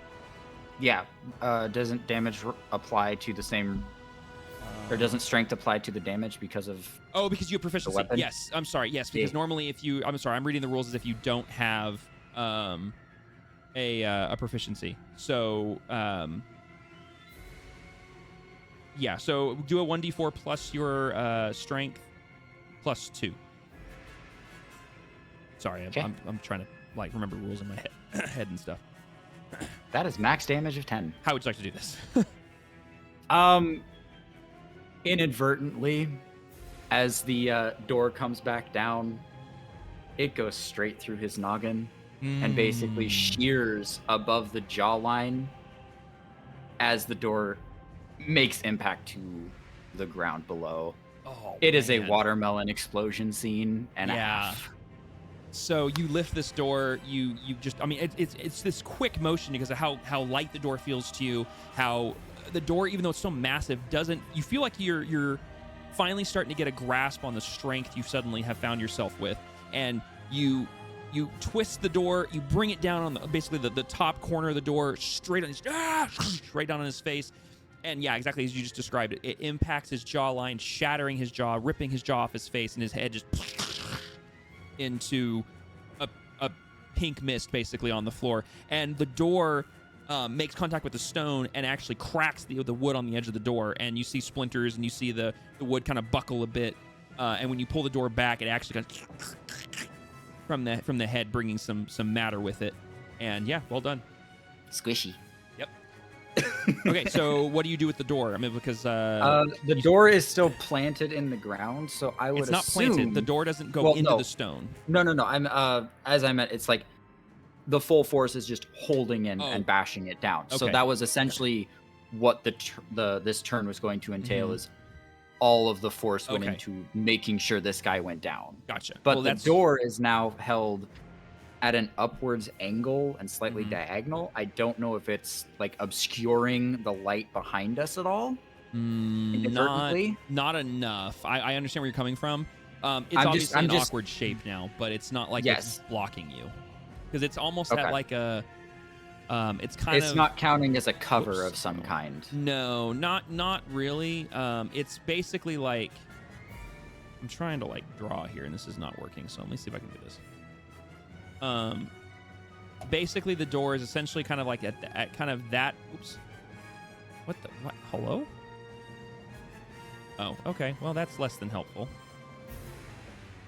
I hate things sometimes.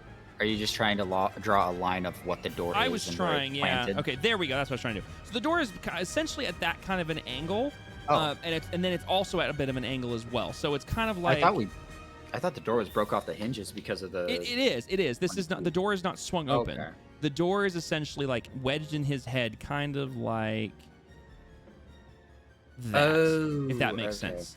Like So up, down, it's wedged, and then off to the side. kind of, yeah. So like from Okay. where you're standing, the door is turned at a slight angle because of how you had to hold it. Because in order to be able to grip the door, you have to grip both sides of it. So you can't hold it Mhm. straight out in front of you. It has to kind of be off to the side. And because of arm stretch, you're not going to be able to stretch your right arm or your whatever. I mean, I'm assuming you're holding with your right arm. You're not going to be able to stretch your right arm So that far. So it's going to have to be at an angle. The general idea of it was Mhm. assuming that pile drive through the door. Sure. It landed on top of him. Yes. It was off the hinges, Yeah. flat board right Uh-huh. on top of him, grabbing the two edges that would have been the bottom of the door, Okay. and essentially pulling those back and up, and then pile driving it down. I see what you. Okay. Yep. Okay. I am tracking with you now. Okay. So I Yeah. misunderstood. So you almost like scooped the door from where you're standing, lifted it, and then brought the bottom of the door down on his head. So scooped it, what would have been the bottom side of the door, Okay. which is at Vassal's feet, Yep. Yep. was scooped up and is now basically up in the air as it was.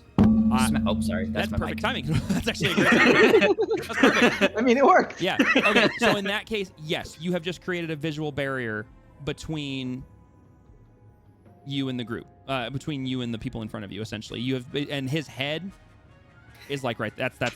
Top of his So in head's the there. same amount of time Yeah. of power, like Yes. Kool-Aid Manning through the door or Big Birding through the door. Yes. It was And- picked up and slammed into this person, and the lighting went out. Yeah. a And I'll little bit. say that based on that, you would have had to move with it, so you're standing on top Yep. of him. That is a-okay. I might need to. Okay. There you go. Okay. So that's your whole turn, though, because the amount of energy and everything to do that is. There we go. Yeah. I was So, on a wrong. I'll say grab that it. in order for you to be able to lift the door, bring it down, and hold it, I'm going to say that's your whole turn.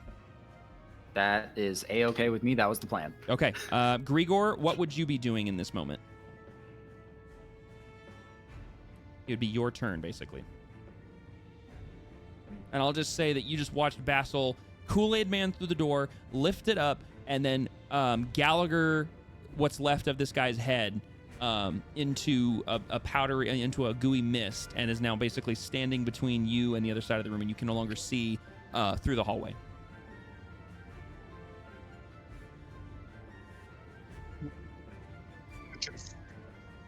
Move to the open door frame and wait there. Okay, go ahead. And actually, what I'm going to say as well is this door, I'm just going to leave it open, but that door is obviously no longer there. In fact, actually, door gone. There you go. Door's gone. Uh-huh. Job's done. Okay, anything else you want to do on your turn, Grigor?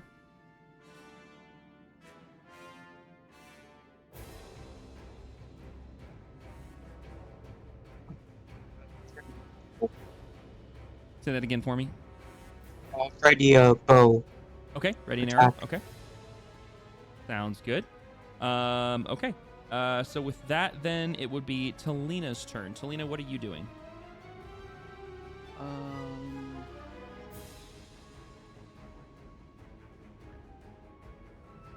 I'm going to speak to the two captains Mm-hmm. that are. They're both charmed, right? The captains. No, I'm sorry, both sergeants are charmed. Yes. Sorry, sergeants. So yeah, sorry. Just to make matters easier. Yeah, ignore that. That's Oh, what, they're called when I captains originally in wrote. chat. That's why. Yeah, when I originally wrote the character, they're called a low hood captain, but their actual rank for these ones are sergeants. Sorry, I apologize about that. Right. Meta. Both ranked dudes. I'm gonna speak to them and go. Let's get out of here, and I'm just gonna start dashing the hell away. But not full sprint. I want to stay within 30 feet of that guy, obviously. Okay. So I'm gonna go here, and I'm gonna drop my dancing lights. Okay, lights vanish. All right, so I want you to roll me a persuasion check with advantage on the two charms, because while they are charmed by you, they are not obligated to follow your command. They're only charmed by you. Yeah. So, Was I standing there or next to him? I was standing there, wasn't I? you were standing there. So if you need to move back, Yeah. if you don't want to Yeah. use your dash and I back just up 5 realized feet. I want to use my action for something else. So That's I'm gonna fine. stand there. So as you're running, I want you to, as you say this, I want you to roll me a persuasion check for both of them at advantage because they are charmed by you. The other. I wonder how well this will go. Yeah. Oh my gosh! Advantage double fours? Yeah. Yeah. At least I have a +7, so it's like. +7's pretty good. So they both hear you say, "Time to get out of here," and they look at you. We've got to check this out first. That was quite a racket. And both of them, this guy basically, well, it's not his turn, but he starts to. I'll say basically this is as far as he can get in the span of this like surprise round. He starts moving in the direction of the door, as well as this guy. They're still within your range, so they're not unaffected by your spell. Mm-hmm. But they are clearly turning around, looking back in the direction of what just happened, and they're going to start heading that way. Anything else you want to do in your turn? Yeah, she's gonna sigh and mumble to herself. I guess the gig is up, and cast Vicious Mockery on the one that isn't charmed. This guy? Yeah, the Okay. that one. Go ahead and target him, and go ahead and roll your spell. Okay. And so her lips turn Ooh, purple. a natural 20. Well, I was gonna use a cool line, but I guess I still will. So yeah, as her lips turn purple, she says, "If your brain exploded, it wouldn't even mess up your hair." And he just slowly turns and says, "What the hell?" And The most innocent grin. and he just looks at you and just has this face of like being insulted, as well as, what the heck did you just say? All right, and I take it that's all you can do, right? That's all I have. Okay. Spitwick would then he would be finishing up gathering the items, making sure he has everything, and he would grab everything. So everything that you guys found, he is now in possession of. He has the schematics. He has the small metallic box with the 2 oddly shaped metal components. He has the 2, unless somebody else grabbed them, he has 2 of the files of gunpowder. He had, yes, of course, I appreciate that, Selena. He has the, he has the gunpowder, he has the components, he has the schematics. He does not have the rod. It is on the floor after the clanging sounds. So anyways, he grabs all of that and he starts, I would say he would run towards, he would go and he would take cover behind the propped up door next to Basil, and he would hold there. And he'd have his spear at the ready, and that would be his turn. Othwin, what would Othwin be doing? She's gonna move up because of, well, she can't really hit nothing. Oh, she'll get here. Okay. Is the person still there? What can I see? What person? The dead. Yes, the dead dude is at your feet. Like, I had to remove him so that it didn't block Basil's token. But the dead dude, not only is he there from where you're standing, the door is where his mouth is, and so you can basically see what remains of a mashed and smashed chin, and then the door, and then you can't see what's beyond that. But there's obviously goo and blood and everything on the ground around him. It's not a But pretty she's sight. gonna take her pot and hit the little bit she could see. I'm not gonna make you roll an attack or anything because you're right next to him, and yeah, you throw the pot, and it. I'll say that at this distance, hitting his soft tissue on his chest, it doesn't shatter; it just hits him, and then it rolls and falls onto the ground, just rolls to the side of the chamber and hits the wall and stops. Hee. Is that Othwin's turn? Yes. I freaking love Othwin. Okay, Jesse, what would Daxori be doing? Oh shit, it's already our turn. Mm-hmm.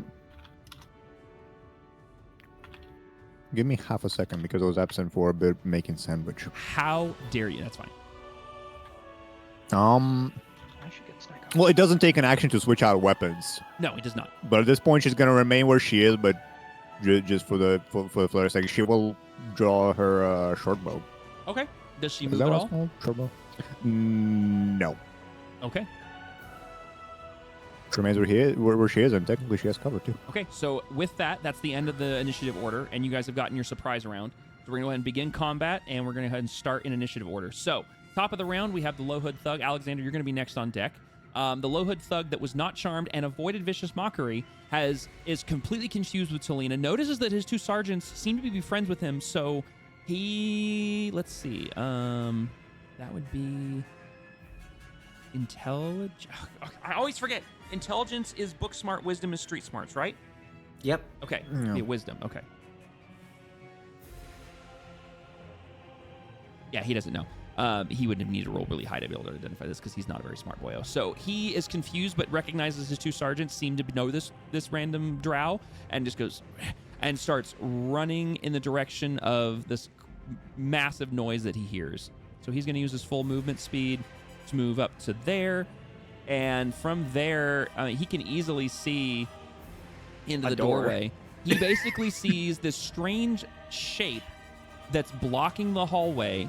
Because it's in darkness, he doesn't know what it is. It's just this strange, but he can see light illuminating from around and above it from beyond. It's kind of this weird sort of like shadow box effect where the light's coming from behind it. And so it's just like, it's illuminating the sides, and he's like, what the hell?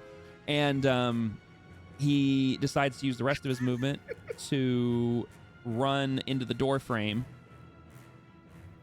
And that's as far as he can get. And he doesn't have anything else he can do currently. So it's going to be his turn. Alexander, you're up with Basil on deck.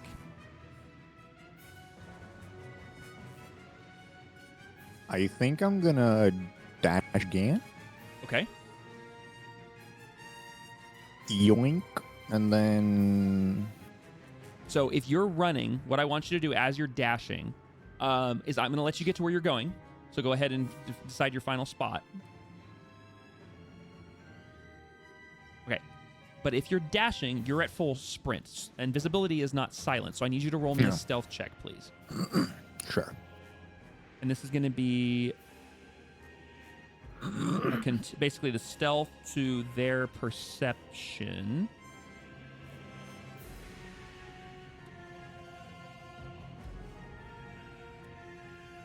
Oh my gosh, this is ridiculous. Okay, so first guy, he rolled. All right, so your stealth is a 9, and he rolled a 16. So this guy here hears the across the room, and he's now looking over in this side of the room, going, "What the hell was that?" I was gonna say there should be an advantage to that. It does. Let me double check because the thing is, this is specifically audible. This is not visual. They cannot see him. This is purely his footsteps because invisibility does not dampen his footsteps. If I'm not mistaken, I would have to double check rules as written, but yeah. Yeah, let me hold on. They would definitely have heard probably a sound from that area, but their friend also started running. Correct. Yes. And so that's what I'm saying. They don't. That's what I'm not saying. They're running towards it, or that like, oh my gosh, I know where he is. They just hear him, so they know something else is in this room. I'm just trying to find invisible. Okay. While you're invisible, you experience the following effects. You're invisible when you roll initiative. You have advantage on the roll. Oh, you have advantage on initiative roll. But it doesn't matter. Well, it's high anyway. You already rolled really high. You aren't affected by any effect. Sorry, I just found a condition invisible. Yes. You aren't affected by any effect that requires its targets to be seen. Which doesn't affect this. All attack rolls against you are at disadvantage. Your attack rolls have advantage. If a creature can somehow see you, don't gain the benefit. An invisible creature is impossible to see without the aid of magic or a special sense. For the purpose of hiding, the creature is heavily obscured. Okay, so it doesn't say anything about auditory, so I'm going to make a DM ruling and say that based on the spell and the stone floor and the fact that you used your not just movement, which you could do quietly, but because you chose to dash and you're sprinting through the room, we're gonna continue as I was just saying, based on an audible sense. So this guy here does hear something and looks in the direction of where you were running. This guy heard something behind him, and he suddenly spins on his heels and is pulling his wait. Oh, thank you. I couldn't see that in my rules, so I'm glad you found it. And so he spins on his heels, has his weapon drawn, and he's looking this way now. And then the last guy, which is the second guy that was charmed, he doesn't hear anything. So, anyways, for that sake, this guy now has his back turned to the group and is looking over here to where he heard the sprinting. This guy is also looking to where he heard the sprinting, and so yeah, there you go. That being said, now that you've run, what would you like to do? Well, I've used my action. Yeah, you used your movement and your to action. Dash, and I don't think I have any good bonus actions, so that is it. Okay, sounds good. Go ahead and end your turn, and Basil, you're up as soon as he ends his turn with Grigor on deck. Well, the first iteration of this went so well. I feel like it's time to bash another guy with a door. Okay. So the idea is, okay, grab the door from the sides now, or however it is easiest to carry, and run at this man. Okay, sides would definitely be it. All right, so I'm not going to make you roll a strength check on lifting the door because you've already proven that the door is within your capabilities of lifting. Because you're holding something heavy and moving, you're going to get half speed, which basically is right where you need at 15 feet. Literally, it's exactly where you need it.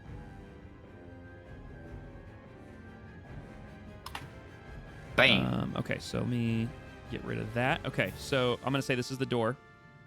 He is turned away from me. He is. He has his back to you now because he was suddenly distracted from behind him. So I want you to go ahead and roll me another unarmed strike for the improvised weapon of the door. Okay. And make sure he's targeted so you can get the attack all set up there. Thank you for reminding me about... I didn't mean to do that. You're good. You're good. It's okay. And... Oh, that was almost a nat 20. Dirty 20, though. All right. Yeah, so you definitely hit him. So go ahead and roll me the damage, which we It said was the was 1d4 plus your +6. yes, +6. Yeah. So you're on. So the yeah. Wow. So 9. you lift this thing up and then just basically just smash into It's him with the door. basically it's the same thing. It's just Uh-huh. holding the door, but I'm basically pushing at him with Yep. it. And so Full yes, force. so you hit him with 9 points of damage, and I'll say based on how hard you hit him, as well as his HP, you knock him over. He's now prone as well. You actually knock him to the ground. You don't obviously the door's not on top of him because you're still holding it, but you just and he falls down on his face because he had his back to you, so he's now face down on the ground. So now we got a double door situation sitting right here. Well, this door's open, so this door. I know, but it's a door blocking the open door. Yes, yeah, because this door is swung open right here, from basically like that, and you are now basically blocking the doorway, so nobody can see through the doorway. They see a door, but it's inset by about 3 to 5 feet. Mm-hmm. Okay, what else do you want to do? That was your. I'd say that's your movement and your attack. That so was you're pretty much movement done. and attack, so I'm pretty much done. Okay, so go ahead and end your turn. Grigor, you're up with the one of the charmed captains up next. Talina, you're the next player on deck. What's Grigor doing? Trying to carefully move his way up the hallway. So you can move, based on this, you can move up to where he is currently holding the door. If you wish to move past that, you'll have to have Basil manipulate the door so you can get around it. Or you could roll me, if you want to use, you could use basically the remainder of your movement and a dexterity check to try to like shimmy around the door. I will say if he was trying to sift past with the door, that Basil could probably have turned to allow for that movement, Yes. but only allowing it for one side Yes. per round since it is a 6-second round. Yes, exactly. So if Grigor, if you want to move past him, Grigor can ask Basil for that assistance basically, and you can use you can get past it.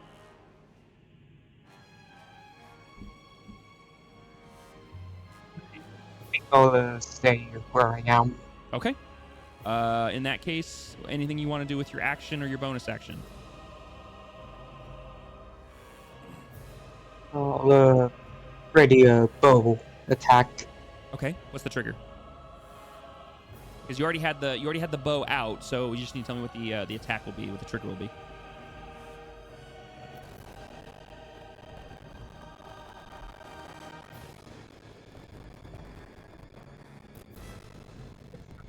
I'll want to lower the sergeant's steps onto the highest step in the middle of the room. Okay. Yeah, you can, and I'll say you could definitely shoot around the door because you could peek, but it's not big enough that you could lean around it. So that you basically wherever you can visually see with Grigor right now, you have the ability to shoot at.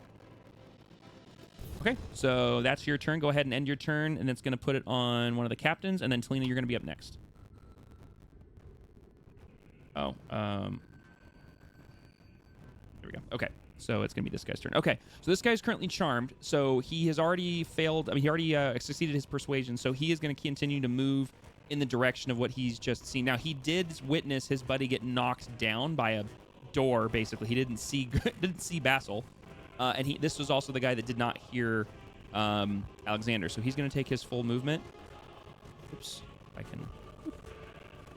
But he moves up there. He sees his friend on the floor, and he now draws his. He had sheathed his sword earlier. He redraws it, and goes, "Hey, what are you doing on the floor there?" And he can't do anything else currently, so he's going to go ahead and end his turn. Now he's left the range of the lyre, and you have stopped playing, correct, Talina? Indeed. Okay, so he needs to make a wisdom saving throw. I would let Grigor shoot first, because if he gets hit, it loses the thingy anyway. Or that. Gotcha. Well, he failed it anyways because it was a DC 13. Right? If I'm not mistaken. Yes, DC 13, so he's still charmed until he gets hit. Yes. Okay. So... Oh, that's right, because he failed. Yeah. So he's still charmed. Grigor, he is now within your range, if I'm not mistaken, I think. Yeah, you can see him, and he's within your range. So you go ahead and get your readied action. So go ahead and target him and roll for attack on the arrow. Oh man, that was almost a 13 on my screen. So you let your arrow go, and it goes, and he doesn't see it, but the arrow just gets let out of the darkness and flies over his shoulder. One. What? It was a nat 1. Yep. Yeah, it was a nat 1. So okay. Oh, it was a nat 1. Okay, so yeah, it flies over his shoulder, and even with that +5, actually, you know what? I'm gonna be mean. Talina, I need you. Yeah, Talina, I need you to roll me a dexterity saving throw, because that's almost a perfect line from where Grigor is to where the guy is. Oh no. Oh yeah. So okay. So I need. Oh man, Grigor, I need you to roll. I need you to target Talina and roll me the damage. It's fine. This is what my temporary hit points are for. There you go. So yeah, roll the damage on the arrow, because you're not trying to hit her. You technically, by the rolling the nat 1, you hit her. That's exactly the amount of temporary hit points. Wow! So you let this arrow go, and because you're unable to really aim around the door, it's an awkward angle. You let it go, and it flies right over the shoulder of the guy that he walks up on that ledge, and he just kind of watches it go by him. And based on the angle, it goes sailing through the room. And Talina, you kind of turn to see that you realize that you aren't following you, and going out the door, and you're like, crap. And then out of nowhere, you see an arrow, and it just hits you, and it hits it hits the edge of your skin, goes, and it ricochets off, and you feel the impulse of the magic of the temporary hit points that you had, and you feel it leave you, and you go, oh crap, and you realize your little buffer is now gone. The arrow didn't penetrate, so you know you're okay, but you realize the protection that you had is now gone. I mean, bright side, it looks like whatever's coming out of this room is also attacking Talina. Honestly, that's kind of a good point. And you know what? Actually, it's funny you say that. So as that happens, the sergeant that was watching the arrow fly by goes, "Oh no, miss, you all right?" And he turns and faces towards Talina, looking very concerned. So, given that he turned around, the arrow hit me. Uh-huh. Let's say it grazed like on the inside of my arm. Okay. I instinctively like squish the arrow between under my armpit. Oh. And cover it with my hand. Okay. And go, no, can we get out of here? Okay. All right, so Grigor, that was your reaction. That was the captain's turn. So it is now Talina's turn. But why is it telling me... Hold on, the initiative order is all screwed up. Yeah, the thug that is dead. Yeah, I don't... Hold on, let me... currently the active. Okay, there you go. combatant. All right, now there we go. Now it's your turn. That was weird. I don't know what happened there. Yeah, I'm He might have had an initiative order. I think, yeah, something went screwy there, but he's dead, and actually he needs to be out of the initiative order. Yeah, I'm gonna fake being hit more than I am, and I'm just gonna like gesture them to like guard me as I fake hurt walk away. Okay. If you are faking hurting walking away, like trying to limp, I assume? Or... Well, like, my legs are fine, but I'm like kind of hunched over and like more protecting my left side where I'm holding the arrow between my arm and my torso. Okay. So, in that case, roll me a performance check. Gotcha. Which I'm sure you're excited about being Talina. Oh my god, the dice, please. Even with a +7, it is a 12. I will say that with that roll, they look concerned. Both of the sergeants look very concerned about you. But they're like, no, miss, just stay safe. We'll get it. It'll be all right. And they both turn back around and face the door, prepped to start moving in defense of you from whatever's attacking you.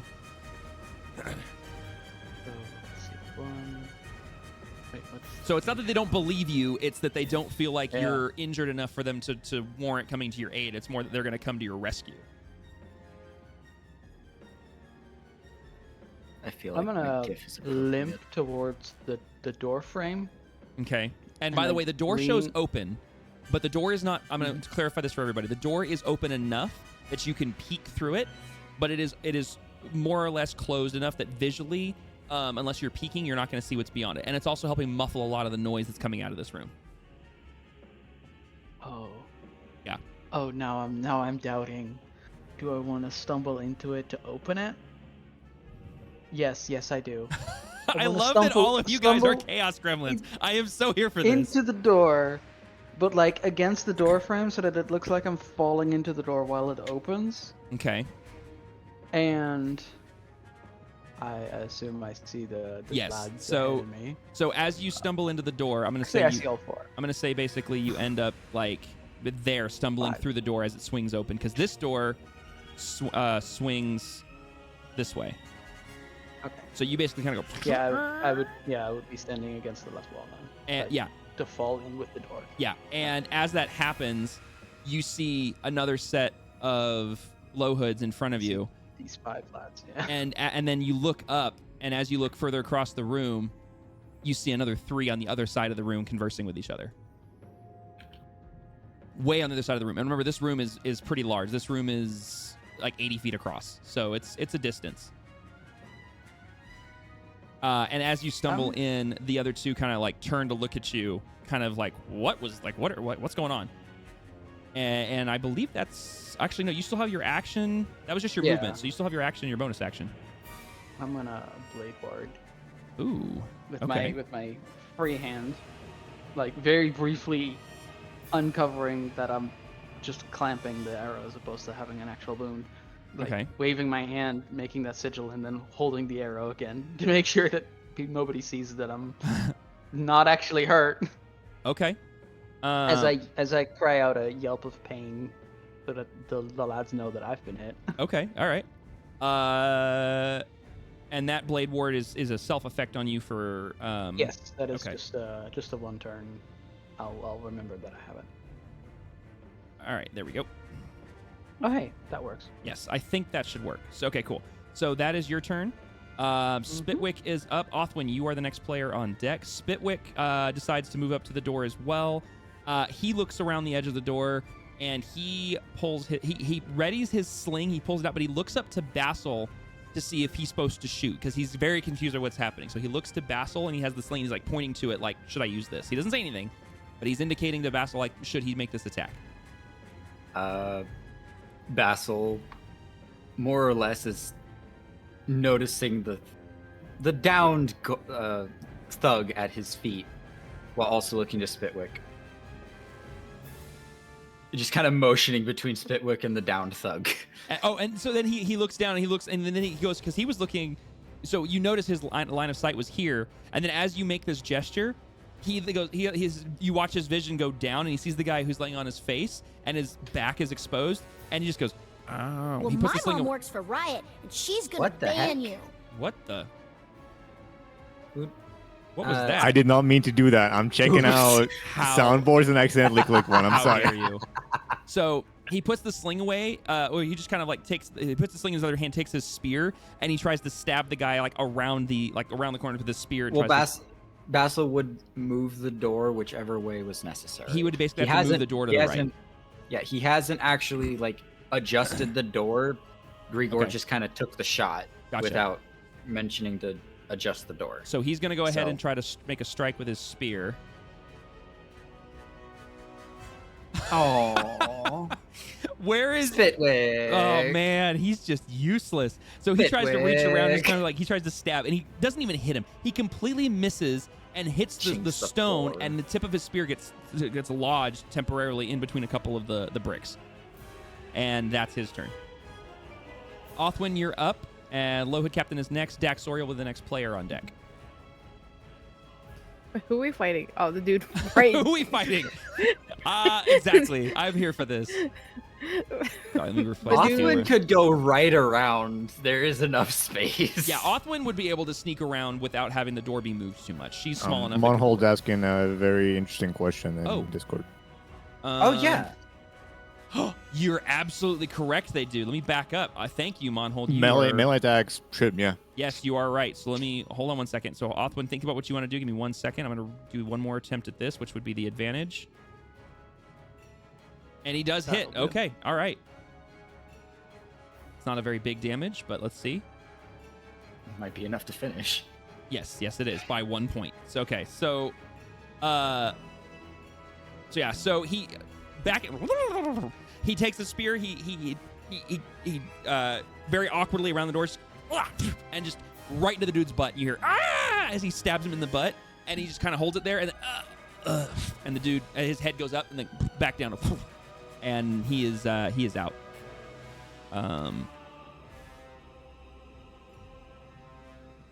Yes, he died to a stab in the butt. That's exactly what just happened. I just gotta find him in this initiative order. There he is. So, boop, he is dead. Rude. Okay, now, so apologies. Thank you for reminding me, Monhold. Othwin, now you're up. I'm just gonna yeet myself. So hold on, I don't know where I'm going. Hold on. Oh, the phone. Yes, there you go, Melon. Well, we know what gift's going in the gift recap at the end of the game. My gifts are on point. Right up Main Street. I love that scene.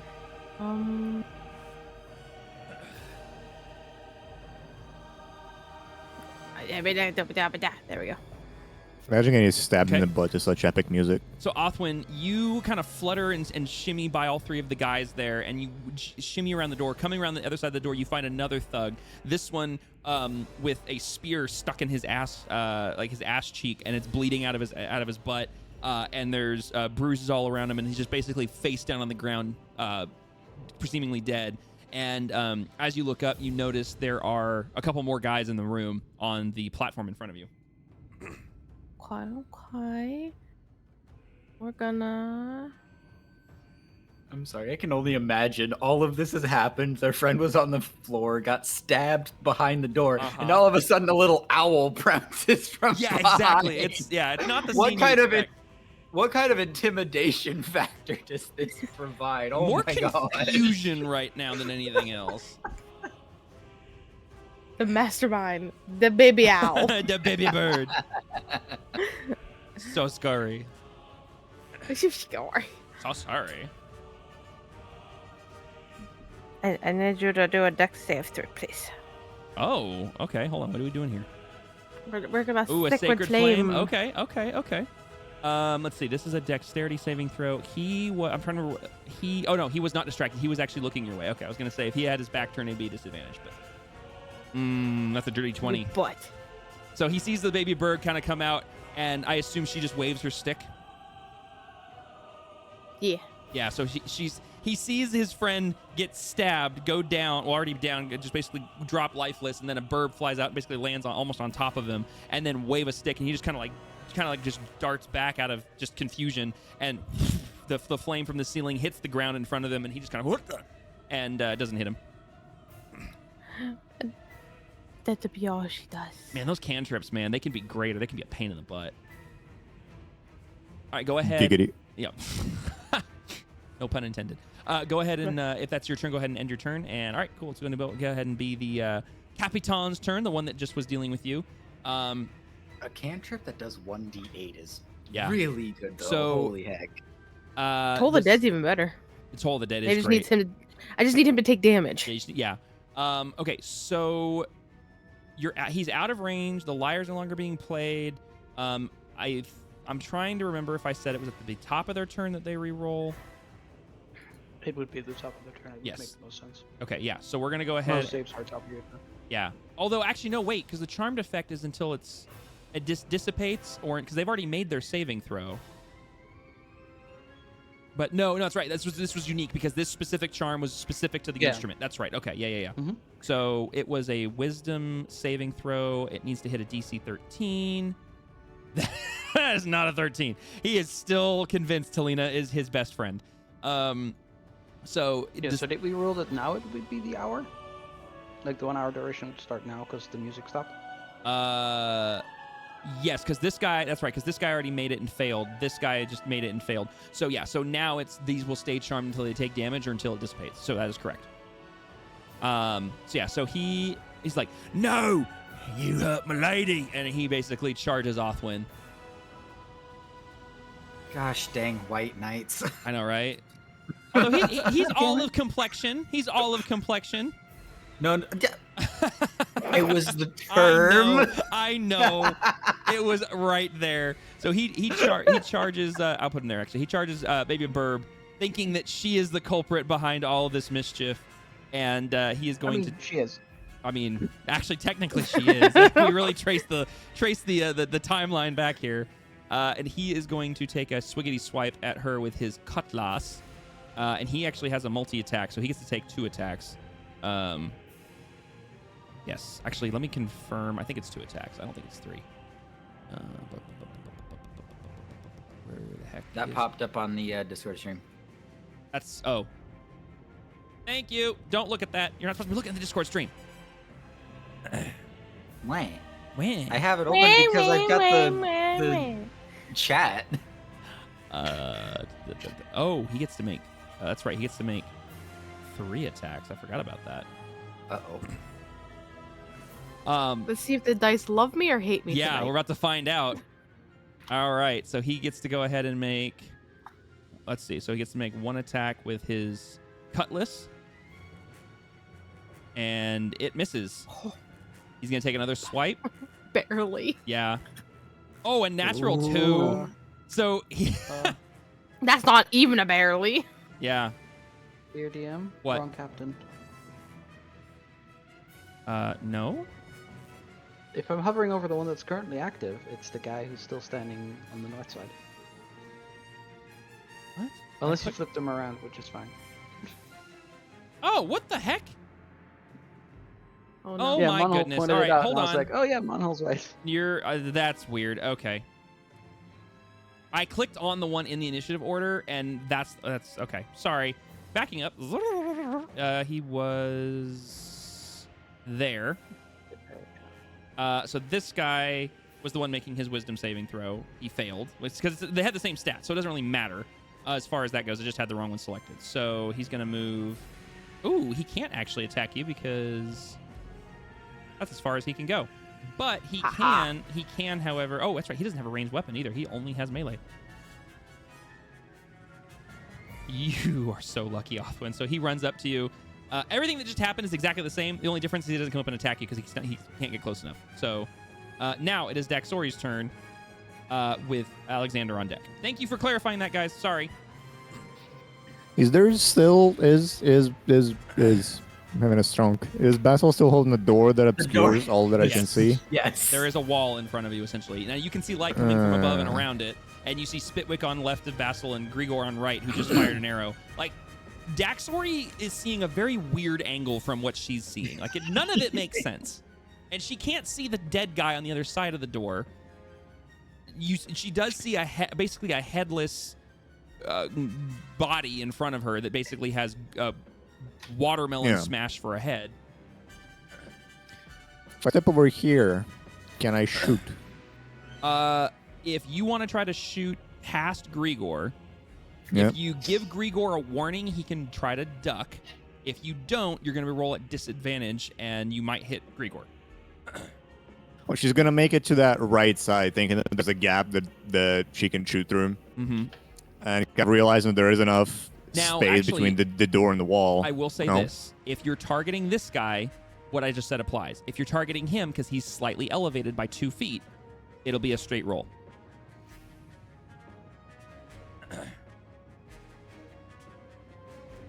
Because you'd be able to shoot over Grigor's head for him. This guy, you'd have to shoot through him.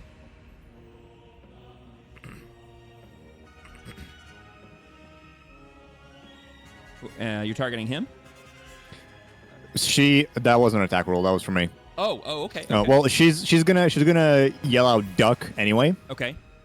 So if you're yelling out duck, what I want, are you giving anything beyond duck? Is she indicating to who she's yelling, or is it just duck? Literally just duck. Okay. So for all we know, there's an actual bird duck somewhere. Who knows? Okay. So for Basil and Grigor, I want you guys both to roll perception checks. I'm not going to say at disadvantage because... Jumps to the right side of the hallway and shoots Grigor in the back of his head.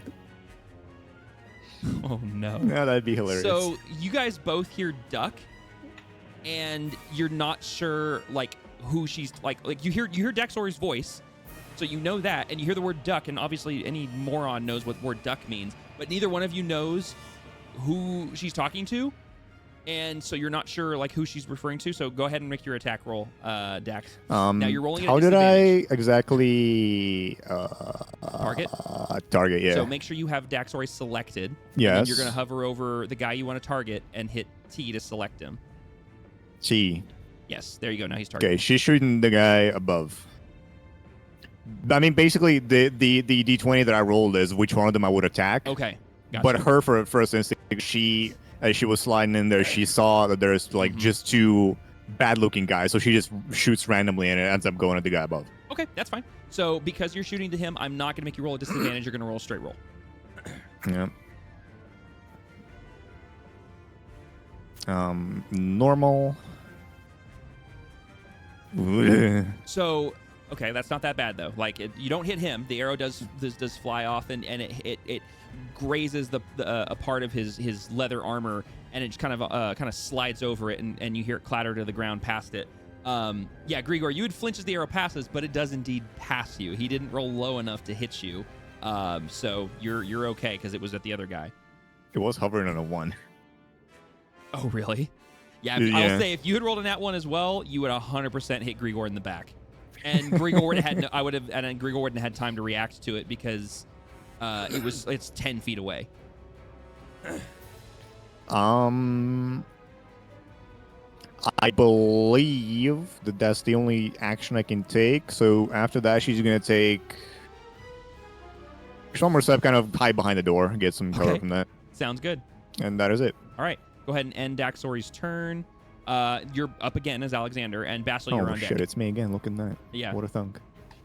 I need to untarget the guy. Okay. I mean, let's see. I'm not gonna dash. See, 1. Peeking. Is that door where Talina is closed? Did you No, say? it's open now because she open stumbled into now. it, so it's fully open. So whatever visual that your character in game can see is what you can see. All right. Let's see. Well, there's a bunch of. Okay. All right. Okay. All right. Okay. All right.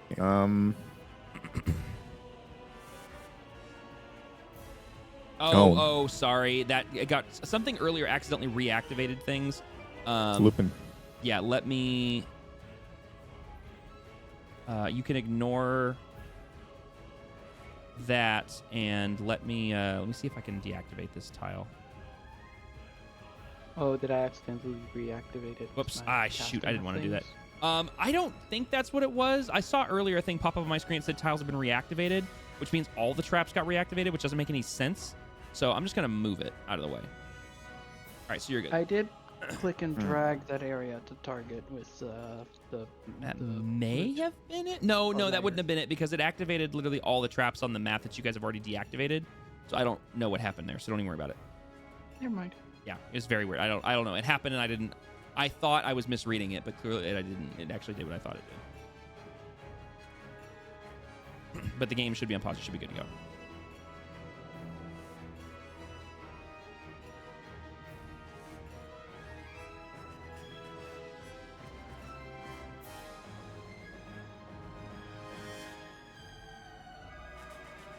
That's all of my movement.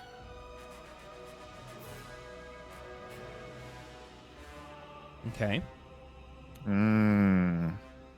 Scheiße.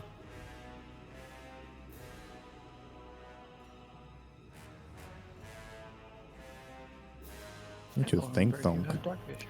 What did you say? He does have dark vision, thankfully. What did we discuss the scroll casting was like for higher levels? So the way that it works is you can cast it at the level the scroll is written. However, at a level that is higher than what you can do on a spell you've never cast before, or maybe even never necessarily even heard of before, depending on the situation, you would need to roll an Arcana check to see if you could roll the spell, if you could cast the spell successfully, and then you'll go through the normal process of like if it's a certain thing and you have to do a saving throw or a target or whatever, you'll do that after. But to see if you can successfully cast the spell as written, you'll do an Arcana check.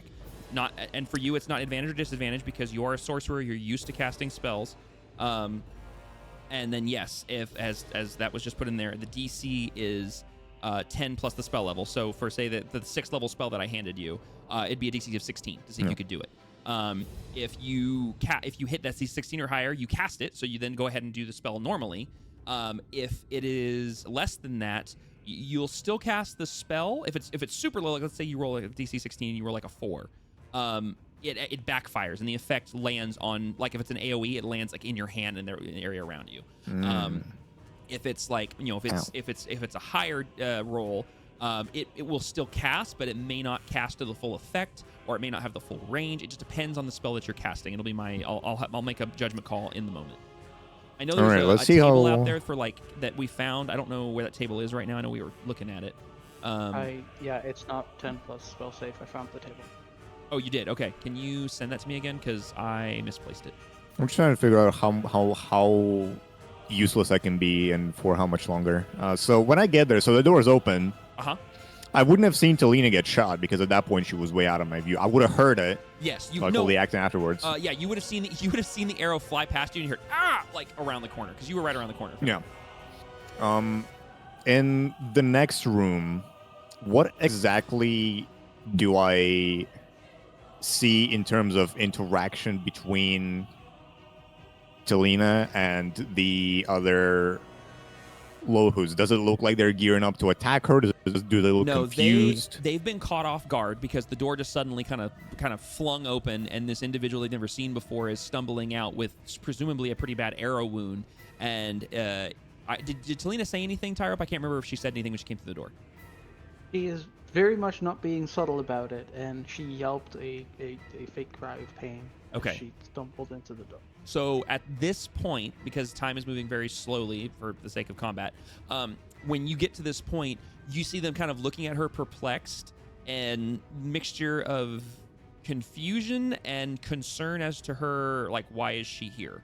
But they've not moved or anything as of yet. They're still kind of in that shock, like the surprised state.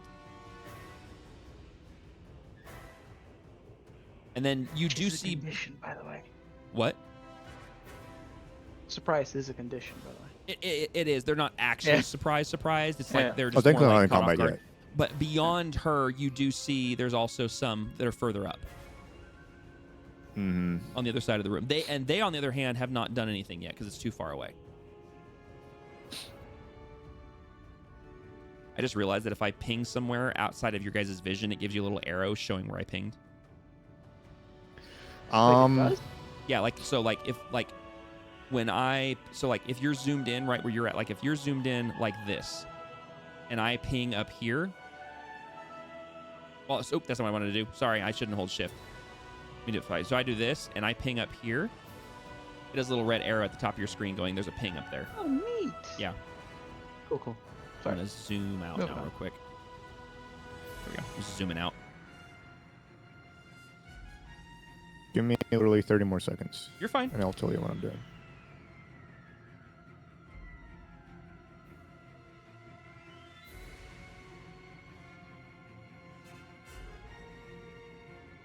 Oh, that's annoying. I have the scrolls and like it says what spells they have, but it doesn't say like anything about their damage and stuff. So correct. So I have them in here. Actually, for curiosity's sake, tell me the damage. Well, no, I'm gonna show them to you because I wrote them out in Foundry. Yeah, I wrote them out in Foundry. So just give me a second. I gotta open them real quick.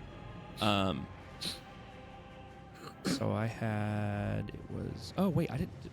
Oh no, I'm so dumb. I only have 3 of them in here. Oh no, wait, no. Sorry, some of them were base level spells. Hang on a second. That's why I was like, no, I thought I had to put them in here.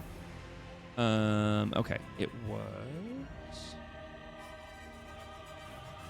All right, so there's 1, and then it was that one, and then it was that one. Okay. So I think, I don't know, can I show these to you? No, I cannot. I'm literally just curious about the damage for fireball. Yeah, so basically, the spells that you have, the spell scrolls that you have, I'm pulling them all 6 up in front of me so I can just read them to you real quick. I'm not going to read you the descriptions and everything. I'm just going to get you the basics. So, literally just for fireball. Fireball. So fireball yeah. is considered a 3rd level spell. It is a range of 150 feet. It has a 20-foot sphere, and it will do 46 if I remember correctly. I believe you are correct. Where is it? 8d6. A target takes 8d6 fire damage on a failed save, and half as much damage on a successful one. So that's fireball. Do you want me to give you the synopsis on the other ones as well? No. Okay. So what I'm gonna do is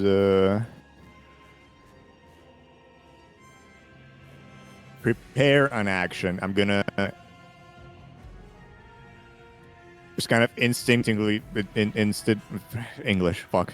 Just pull out of the fireball scroll. Okay. Just kind of have it ready. Ready the casting of the scroll against the trio of Lowhoods way up. Okay. On the condition that they look like they're about to attack or they attack Talina. Okay, so you're just to confirm that you're gonna try to cast if they basically start to make an advance towards Talina. If they not just an advance, because like I would expect them to walk up and see what's going on, but if they actually they aggressively advance towards like pulls out a bow and draws an arrow, basically. Okay, all right. Okay, so if they start to attack her, okay, good to know. Yeah. Okay.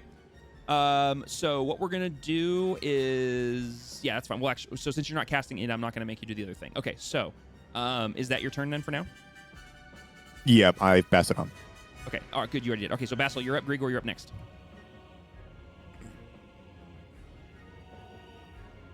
You spoke really fast there. It is Basil's turn, right? It is Basil's turn with Grigor up next. Yes. You spoke really fast there. I'm sorry. I have my moments. I apologize. Okay, so seeing as I gotta get a door through a doorway, the idea of the movement is to again carry along my door and use it as a essentially spear, javelin, whatever the heck I want to use it for. Okay. But finally unveiling what is behind the curtain door and turning it more in like to the side, and then the long way is horizontal. Like so it's now like a wide rectangle instead of a tall rectangle. Okay. Oh, so you turned it so sideways so it creates like a wall you can look over. I'm turning no, I'm turning it sideways as if I'm opening the door. Okay. Leaning it forward so it's now like flat side facing that way, exactly like that. Okay. But the long way is, it's hard to explain. No. So basically, so you turned it 90 degrees so that so the top of the door is facing the enemy, and you also like swung it open. So you like that. Yes, and Basil is is holding it like this, right? Yeah, it's in that orientation. Yes. Okay, that's what I thought. Yes. Okay. I cannot see any of the drawing that was done over there, but it's Sorry. fine. Yeah, okay. So what do you want to do? Moving forward.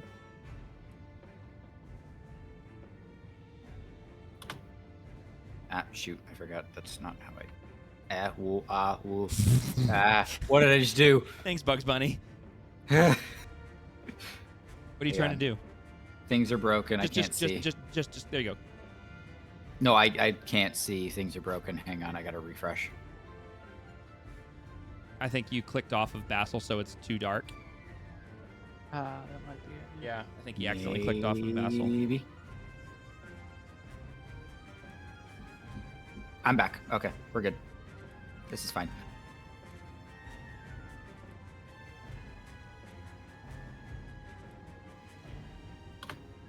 Ba-bam. With the door in hand, and we gonna swing swong basically in the same motion of just running at him, and I'm going basically the gut strike surprise. Okay, so you're trying to basically jab it into him like a battering ram. Yes. Okay, go ahead and target him and roll me an unarmed strike. Oh my heavens. Amazing. Okay.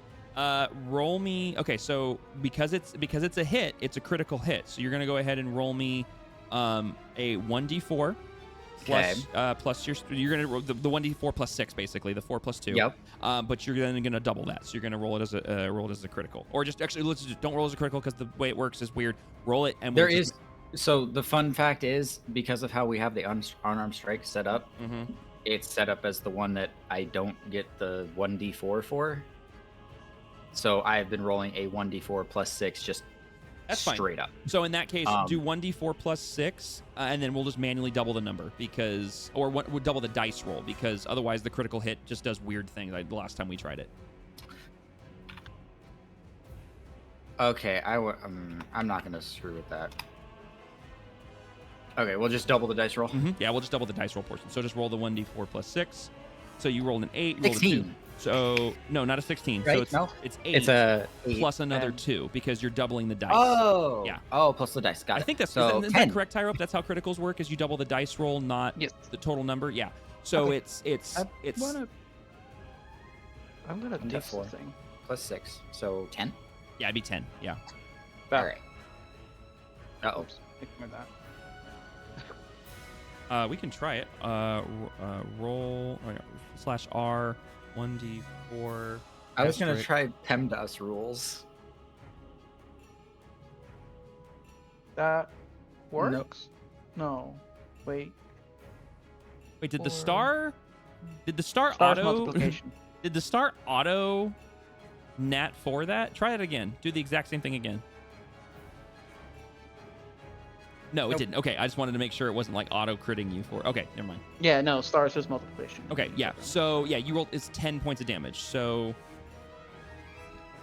yeah, you hit him and just wham right into his chest. And with that roll as well, I'd say that you actually are completely able to push him back onto the ledge. He trips over the ledge and falls prone.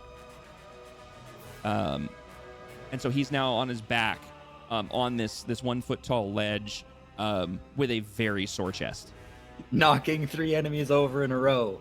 I got a turkey. yes, you did.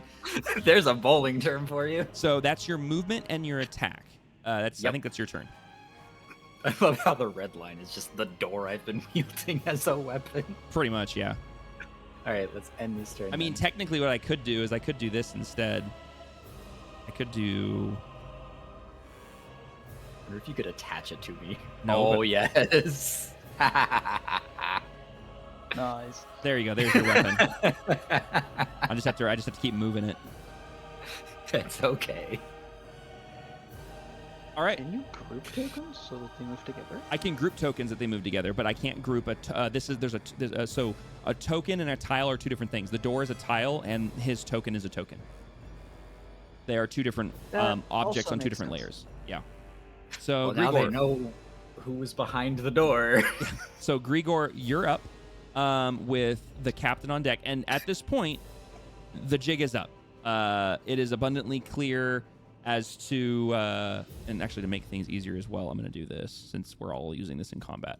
Don't worry about you being on top of the door. The door is closed. Don't worry about it.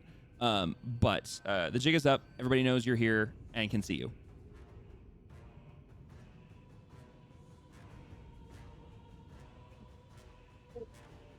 Why is the camera not cooperating with Up me tonight? to the prone sergeant and attacks him with his rapier.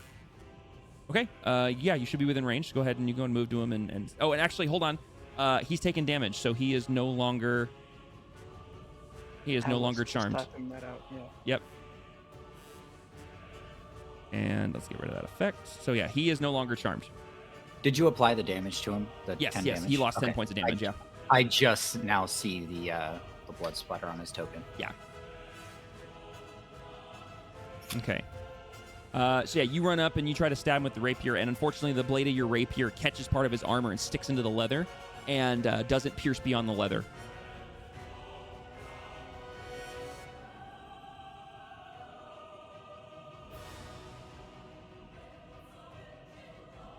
Anything else you'd like to do? I use my turning action to move away.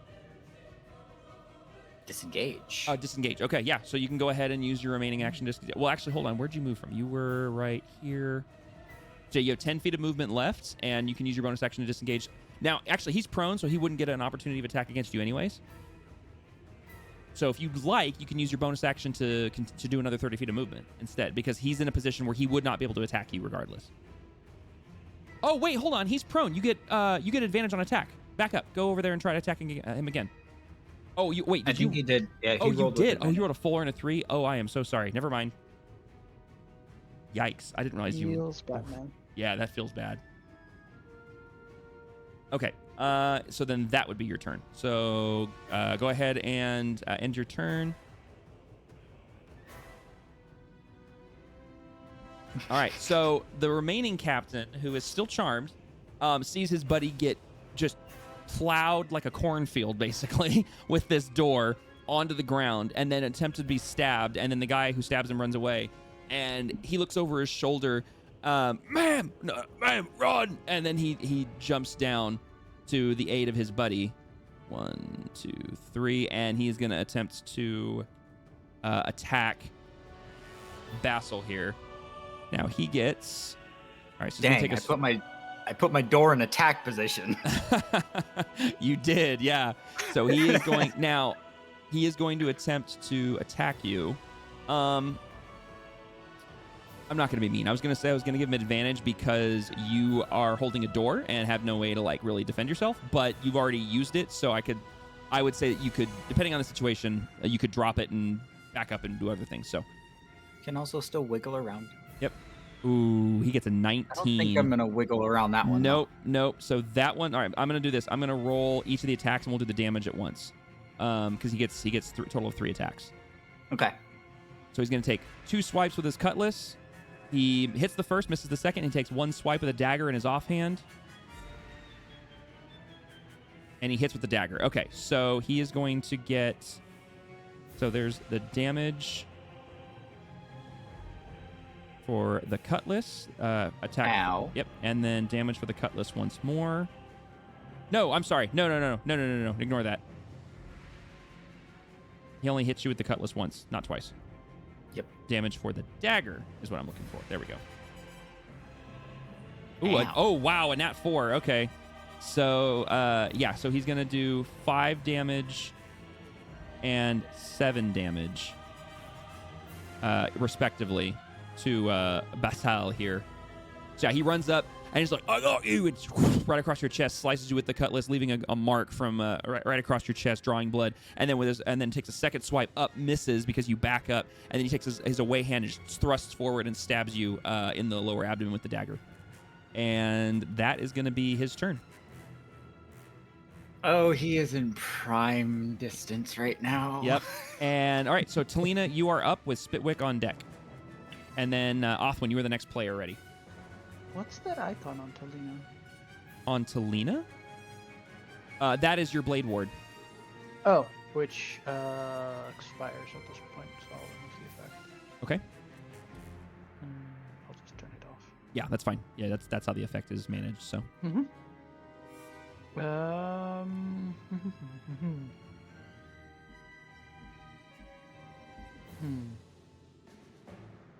So, under her breath, which probably only Alexander can hear, she whispers, "Well, I always try to be a hero." As he continues the whole fake arrow thing for a half second, just to gauge what the guys to our left are doing. Okay, while you're doing that, roll me a performance check.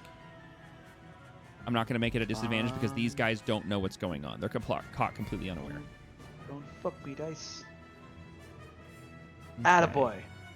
And yeah, and I'm just putting it against their just straight wisdom, and yeah, it completely trounces it. So yeah, they seem to be believing you. They're still not sure who you are or what you're doing here, but they believe that you're wounded. I'm going to very slyly use my quote-unquote injured hand to put my hand on my arm to put my hand on my rapier.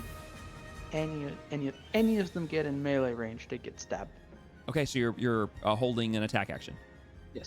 Okay, so you're holding. Specifically a melee attack for anyone within melee range. Okay, so And for the you're sake holding- of this map, if they pass me here, like on this side, I'll take a step forward and stab. Gotcha. Okay. I basically I'm guarded gonna... the doorway.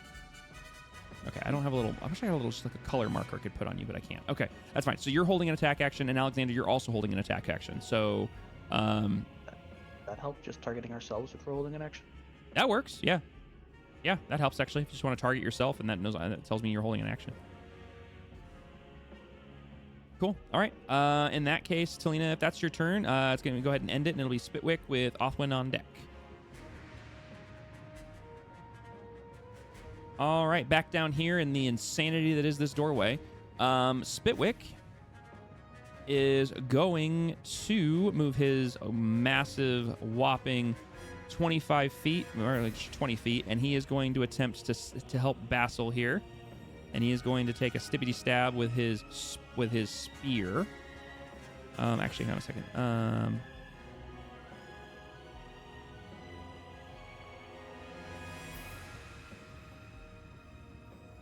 Okay, cool. Yeah, so he's just gonna use his spear against the dude. He's gonna come up and try to stab him. Jeez. And he also catches a chunk of the leather armor and doesn't penetrate or do damage, and just kind of grunts under his breath. And then he is going to use his cunning action to disengage, and he's going to back up his remaining 5 feet. And that's going to be his turn. All right, Othwin, you are up with the captain next, and then Daxor is going to be on deck. Okay. I believe in the burb. I believe in the burb. Gonna go around the door. Oh, yeah. There's an odd barrier there now. I'm gonna target this dude. I don't like his face. Well, he's prone too. He's still on his back. He hasn't gotten up yet. His turn is up next, though. It's a barely damaged, right? Yeah, he's only taken 10 points of damage so far. He looks winded at most. Oh, Toll of the Dead. Okay, all right. Take him to the grave. Based on the fact, hold on. You point one creature you can see within range, and the sound of a dolorous bell fills the air around it for a moment. The target must succeed on a Wisdom saving throw. All right, so you do get it. You would normally get advantage on the attack, so I'm going to roll the check at disadvantage to basically attribute that effect. Because he is prone, he's winded, he just got rammed by a door. He doesn't know what's going on. He rolls an 18 and a 19. What the heck? Bro, what are these rolls? Yeah, so he succeeds, unfortunately, on that saving throw. So the does not. He hears the bells, and you see him kind of grimacing and shaking his head, but nothing actually happens to him. Damn, that is one of the craziest disadvantage rolls I've ever seen. How far did I move? Hold on. You only moved like 5 feet. Oop, I shut the door. You're good. Yeah, you literally body. moved 5 feet to the right. Like you took one space, so you still have most of your movement left. And with your now quote unquote flutter speed, you have pretty good movement. Yeet. Oh, I don't want it. There we go. All right, is that it? Done. Okay, all right. So it's going to be the Capitan's turn, and he is on his back. He's going to use half his movement to stand up, and so he will be no longer prone. And he is going to look very confused. And the funny thing is, he can't see Basil because the door is between. Oh wait, no, you have a turn sideways. He can see your head. He can. That's right. Yeah. It's also the door's also like still planted down. So I'm carrying a piece of plywood from Home Depot at this point. Okay, gotcha. So he can see you, and he is then going to hop down and step over basically next to you, kind of at your side where the end of the door is, and he's going to go ahead and try to attack you. He is not happy with getting rammed like that. Man, if only I had multi-attack. Yeah, these guys are the captains are meant to be a lot harder than the game members. I would love to just start Beyblading with this door. Yeah, yeah, it's true. Oh. You know what's dumb is I forgot these guys have a passive reaction effect that I have been forgetting about. So you guys are lucky I forgot about it. All right. Hi. Yeah. So he's gonna go ahead and take a swiggity swipe at you with his first cutlass attack. Take his second cutlass attack. Second one does hit. So Barely. All right, I'm gonna go ahead and roll damage on that one, and then we'll go to the dagger. So he comes up, takes a swipe down, misses, takes a swipe up, and on the backswing, he catches your chest. Yeah. Oosh. Yeah, it does 8 points of damage, and then with his away hand, just like the other guy, and as they do this, you realize they've been trained in a very similar combat style that seems like these guys know what they're doing. But his away hand, this time you're ready for it. You know it's coming, and you shift your weight, and the dagger misses, and you're like, okay, I see how these guys' combat styles flow, and I can probably predict this. So you just take that 1 damage, and then he is going to... That's his whole attack and part of his movement. He is going to... No, he's going to stay put. That's going to be his turn. Dang it. I know what you were thinking, and no. Dang it. Actually, you know what? No, he would actually turn, and he would take a lunge towards Grigor. Oops, hold on. Yeah, he would take a lunge towards Grigor, which then, yes, would give you your attack of opportunity with the door. Swing door. Yeah, Swing yes, 'cause door. he would actually he would hit you once, then he would kind of do the spin move to try and swing down towards Grigor. Swing door. Oh snap! Okay, so door swings. And is there his back anything is to you taken now. away from the attack roll because it's a attack of op? This would be just a well, it's still just an unarmed strike. You don't really have anything. Still just my 1d4 plus my strength plus my proficiency. Yeah, because you're literally just this. There's no difference to the attack. I can't think of why. Yeah, no, it would just be a regular roll. So yeah, you definitely hit him For 8. That is the second amount of 8 that he has taken. I'm glad I still had him targeted. It would be. Oh my gosh, math. Here we go. He is getting very familiar with too this much. door. That was too much. I did way too much. Hold on. This man is getting very familiar with this door. Can you not just type -8? I for it thought to I could. autocalculate? There we go. All right. Yes, I figured out how it works now. Okay. Huzzah. Yeah. So he's not dead, but how would you like to door this? So, at the grunt swing of taking a little bit of damage, reactionary of swing door to the side, and basically the full, like, flat part of the door is just whacking his rear And as he tries to leave. he gets hit in the back, and he kind of takes a half step forward and just lets out a cry of pain, and he just kind of looks over his shoulder back at you and realizes he shouldn't have left, and he's now pissed at you even more. Okay. Yeah. All right. Okay, Tyro, that works. Okay, so now we are on to Daxori's turn with Alexander. So you're gonna do twice. So Jesse, you're up twice. Daxori and then Alexander right after. Flippin'. I wasn't gonna claim that reward if you did it on a murder, but since you did it on a Okay, non-murder, so like, I there mean, is Yeah, it was one guy who's blocked by Basil. Oh yes, the other guy on the other side of him. Yeah. But then I also catch a glimpse of the other guy. What's the guy? What's the guy on the right? Like, What do you mean? Is he prone? Is he just No, he's there? standing. He's standing. He had attacked Basil twice or three Oh. times, excuse me, and then he lunged. He basically used the momentum of his upswing and attempted dagger stab, basically kind of spin around to try to bring his blade down in the direction of Grigor to try and land a hit on him. And he took a side step to the right, and then Basil's reaction is he swings the door into his back and hits him in the back, and then so the door is now kind of struck him in the back and kind of fallen down to the ground a bit. Okay, this is very. I don't know if I'm seeing the things that I'm. Yeah, when I'm inside the wall, I can't see anyone else. Really.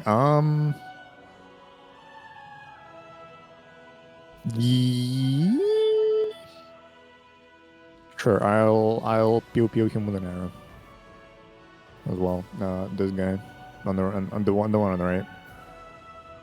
Okay. So I do pew. All right. Good hit. Go ahead and roll damage. Stonks. Okay, I don't. Oh, wait a minute. How do I damage with this? Hold on. You're a Holding rogue. on. Yeah. And you get sneak attack because the individual is sneaking? engaged in combat with somebody else. Hold on. Once per turn, Yeah, you can you deal an get extra 1d6 advantage, damage to one yeah. creature you can hit with an attack if you have advantage on the attack roll. The attack must use finesse. Hold on a second. It has to be if you have advantage on it. You don't need advantage on the attack roll if you're another enemy of the target is within 5 feet of it, which it is because a Grigor is within 5 feet of it. So yes, so you can use sneak attack as part of the damage. So when you roll damage, you're going to add 1d6 to it. How does? But I'm not like hidden though. It doesn't am I? matter. It's a rogue. Oh, okay. feat. Okay. What do I do? Do I just roll again with advantage? So Or when like, you will I roll again? damage, add a 1d6 roll modifier to it because it says you don't need advantage on the attack roll. Okay. On the attack roll. That was the. We should have done the attack with advantage, but it didn't matter. You already hit it. So you get to add the 1d6 damage to it because it's within 5 feet range. Okay. I'm trying to figure out how to He might do crit. damage with this Oh, because that's true. it's just Yeah, a bow. that's a good point. Real quick, re-roll the attack with it one more time, and you might crit. If you don't, it doesn't matter. okay. You're gonna roll damage regardless. But if you do crit, then it'll obviously change things. Okay, so it doesn't matter. Nope. Yeah. So go ahead and roll damage and add a 1d6 modifier to it. Okay. I'm trying to figure out how to because there's attack and then there's animation, but there's no damage. When I click on the short bow. Oh, I'm looking in chat and you don't have a wait, huh? That doesn't make sense. All right, I'll do it for you. That's really weird because I have the button. I don't know why you don't. What damage does it roll? It rolls a it 1d6 doesn't plus say. 3, and then I'm gonna add a 1d6 to it. So 2d6 plus 3. Yeah. So one. Well, yeah. So it's gonna look. There you go.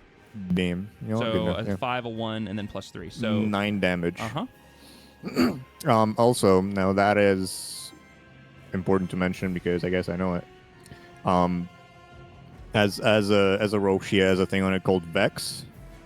So if you hit a creature with this weapon and deal damage to the creature, you have an advantage on your next attack roll against that creature before the end of your next turn. So we got to remember that. So next turn, I'm gonna have an advantage of that guy regardless. That's Nice. a 2024 roll. Oh, I was gonna say Vex. Yeah, that's a new thing. That's the new thing. Oh, is it? Yeah, I've never heard of. it's I've not never heard of free. Vex before. Well, the short bow has it on it, so I don't know. Oh, the short bow. Yeah, I've never 'cause played a it's rogue the new- before. Oh, the new that's short- that's the new feat. Yeah, that's the new thing they added. Oh, so are we not doing that then? No, yeah, that's the same. Like the All right. dagger has the nick feature. That's a new thing that was added. Yeah. The short sword has. Yeah. No, sorry, ignore those. All right. Good looking out, but sorry. In that about case, just 9. Cool. Yeah, so he's taking 9 points of damage, and he's starting. He's looking like he's bleeding. That's for sure. He definitely had the arrow. And the bolt then- sticks in him, and it's stuck in his back left, kind of lower back. He's gonna take a step here, which I presume there's a bit of a cover from that A wall teeny that bit, would yeah, have been. I'd say, yeah, so I'd say you yeah. get half cover. Tiny bit of cover, and You're not dead. You're not dead. You're not dead. and that is her turn. Wait a minute. I need to expend one more arrow. Oh, it does that automatically. Never mind. Why are you expending? Yeah, you don't need to expend an arrow. It automatically. Anytime you becau- use your weapon, yeah. it uses the associated ammo. Oh shit. Well, I need to add back some because I freaking wasted it. Yeah, no. Okay.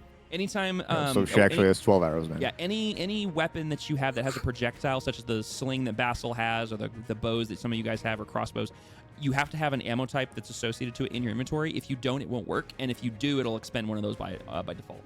Okay, so I actually clicked -1 at some point, and then because I just rolled twice for advantage, I also expended. So okay, so 12 arrows. I can't speak.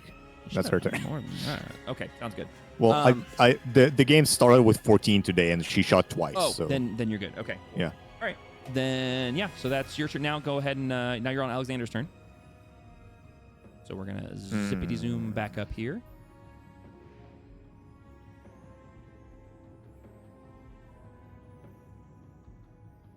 One, 2, 3, 4, 5. That's kind of weird. That's kind of into a wall. You'd be able to but move that sure. far. You're fine. Yeah. Can because it collides with a wall, of course. Because this spot right here is the wall and it doesn't want me to go through it, so this would be 25 then. Yeah, go. Yeah, that's fine. Oh, hello. How's it going? Will it let me Oh, actually? yeah, because the way the okay. wall is. Yeah, there you go. Yeah, you're good. Yep.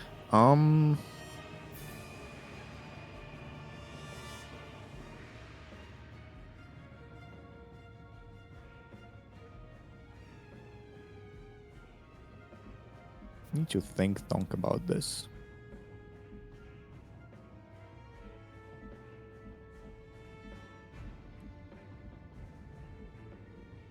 Radius. Radius is half a circle, right? So the rate is a 20-foot From the sphere. center to the edge. No, So- I'm not. I'm just asking for what radius. What is radius? So radius is From the It's center half to a the circle, right? basically, Okay, yeah. to put it in perspective, if you targeted the guy in front of you with fireball, that's how big it would be. No, I'm not fireball. That's not what I'm I'm just- doing. I'm just putting- I'm I just- need to measure. Yeah. Yeah. Okay. Gotcha. So if it's a 10-foot radius, it would be It would be well, radius is basically 10 feet out from the center and then all the way around. So Yeah. that is a 10-foot radius. And that's a 15. What I'm covering at right now.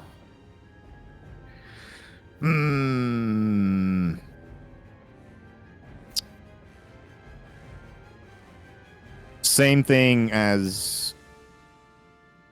Actually, is are you able to just hold an action like without setting the prerequisite for it, or no? What do you mean? Like, describe what you mean. Well, before I said I'm gonna fireball if those guys do this very specific thing. Yes, and But actually, am I able to make it a bit more general, like attack them, but not select a specific spell or condition? No, because it's like you can't just say attack them. Like, you need to tell me what you're holding, and you have to know what the trigger is. The trigger doesn't have to be super granular, but if it's an instance of like, hey, it can be like, hey, if they do this specific act, it's triggers, but it can also be if they move, I trigger it, or if they do an attack, I trigger it. But you still have to tell me what you're holding. I also will say that, technically speaking, that captain right there, that sergeant, I'm sorry, I forgot to add them to the initiative order. I was like, they haven't gone yet. And I realized I never added them to the initiative order. He actually rolled higher than you. So I've already said it's your turn, and you've already moved. So I'm going to let you go ahead and play out your turn. I'm going to let him go, and then I'm going to get back to your initiative order with Basil going next. Just so that you're aware. So basically, the RP is that because you're invisible, you're getting an advantage on him. You're getting to go first for this particular round, and then we'll be back in correct order. Right, and then the fireball does the shit. Was this the shit the fireball does? I'm sorry? No. Now I'm actually measuring the fireball. Yeah, fireball is a 20-foot sphere. So 20-foot sphere. Yeah, so that is a 20-foot sphere. Fireball's huge, like it's massive. Yeah. If you target this dude, you are a hair's breadth outside the radius. But yeah, I mean, it's up to you what you want to do. That's kind of an OP spell for two guys less than 10 feet from you, but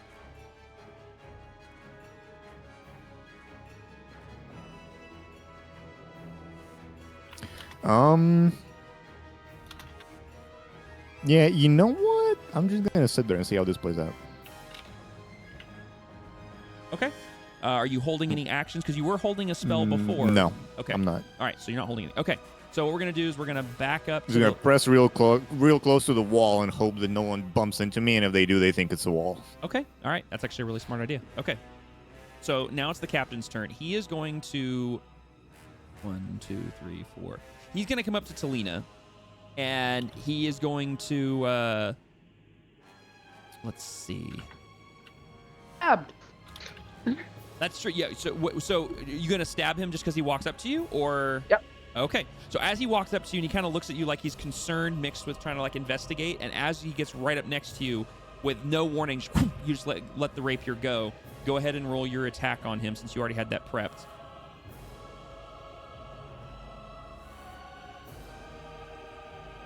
Get absolutely stabbed. Nope. that is just shy of his AC. So yeah, so you let it go, and he just last minute sees it and just ducks out of the way, and it goes right next to him. And then he just scowls at you, and he lets his blade go forward, and he's gonna take a stab at you. Grins innocently. Yeah, sure, that'll work. And so he's gonna go ahead and he's actually gonna start with his dagger because you kind of caught him off guard. So he's gonna move with his away hand first. And then you're ready for him. So then you move, and you guys are just neoing each other. His blade's missing everywhere. He misses with the dagger, and he pulls. And then as he pulls back, he comes down with he brings his sword up in a kind of an awkward fashion. You kind of caught him off guard with his attack here, and he does catch you with the cutlass. And then he tries to kind of swirls it around and brings it back down again, and catches you with that one too. Could you not? What? Could you just not? Could you not? Is that what you said? Okay. So he's gonna go ahead and roll damage for the first roll, and damage for the second roll. Okay, so he does a total of 12. So basically you try to stab him. He sees it. He dodges. Comes at you with his dagger. You see it. You dodge, and then he kind of awkwardly swings his blade up in a kind of an upside down fashion, catches you across the chest, spins it around in the air, and then brings it back down again and slices across your chest again, kind of an X fashion. And yeah. Okay, that's gonna be his turn, and then I'm sorry. Yeah. And then, okay, so Basil, it is now your turn with Grigor on deck. And zip back down here. All right, what's Doorman doing? I did see your message okay. about the door. Yes. How much effort do I have left? Like one or two major You're not swings? sure. If you want to take a second to to inspect the door, I'll say you can use the equivalent of a bonus action to quickly glance at it and get an idea. Otherwise, you are not sure. It could be one hit, could be two, maybe three. You're not really sure. It's looking a little rough. Considering I'm not having much. Oh, well, no. Is raging a bonus action? What does it take to rage? Because I will. know. I will enter rage. I will be entering rage this point. Shoot. I actually don't know. Hold on. In battle, bonus action. Yep. It's a bonus action. Okay, cool. Using my bonus action to rage. Okay, go ahead and rage. Turning that on. Okay. And marking it down to 1 use remaining. Okay. So we are now raging. All right, sounds good. And I am going to take the last moments of this door. Okay. In a thunderous blows to said person here. Oh, so you're gonna swing it back, just like a saloon door. Just swing it back on him. I swung it at this guy, and now I'm gonna swing it back to this guy, and I'm gonna do the thunderous blows, which, on a success, I believe it knocks him back 5 feet. Okay. If I'll go look at this again. Thunderous blows. With a creature, it needs to make a DC of 8 plus proficiency plus strength. So what am I rolling? 14. You'll need a 14 saving throw to not be sent back 5 feet. So if I hit. So so if you hit, okay. So go ahead and start with the. Do I have to check the thunderous blows first? Well, that's if you hit. You said, right? Yeah. Okay. So start with hitting him. Yeah. So go ahead and So unarmed strike. Go for hit. At a 13. Okay. So 13 does not hit. His AC is 15. So you swing the door back towards him. He is expected at this time. Yeah. So he sees what happens to his buddy, and he's seen you use this door already. So you, and then try to swing it back at the other guy and try to smack him with it. And you do hit him, but he basically braces himself with his elbow, and you hit his elbow, and he's able, or his arm, not his elbow, I'm sorry, his arm, and he's able to take the brunt of it. Because this dude's pretty stocky. He's a little bit stockier than you, actually. And even with full rage. Oh gosh. Yeah, he's like with an improvised weapon. Mm-hmm. Raging. I'm just going back. No, you're fine. You have advantage on strength checks on that. When you make a melee tapping using When you make a melee weapon attack, Which this is this an is. improvised weapon. You gain a bonus to the damage roll, so it's not anything about hitting Nope, still have to him. hit him. Yeah, cool. It's still have to hit him, unfortunately. So, like, you technically make contact with him, and the door takes it has a pretty good crack in it now, and you see a good dent in the wood, and you're like, that this door probably doesn't have long left to live, and he doesn't seem to take any damage from it. Okay. Yeah, so that was your bonus action. Your action, you can move if you want. Hang on a sec. Okay. What's the Spirit of Mountain Dew? Okay. Yeah, I am just going to stay planted and be ready in case any of them try to move away. Okay, sounds good. So go ahead and end your turn. Grigor, you're up as soon as Basil ends his turn. All right, cool. All right, you're up.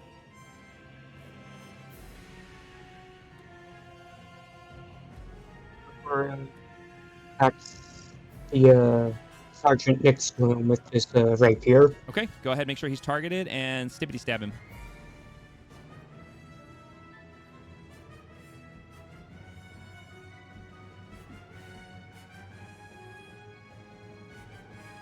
Good hit. Yeah, go ahead and roll damage. So you catch him off guard after he got struck in the back with the door, and he's looking, and then he took a bolt in the side, and so you just lunge towards him, and yeah, stab him right beneath the some flaps in the leather armor, and you feel it puncture, and you pull it back, and there's some blood comes out.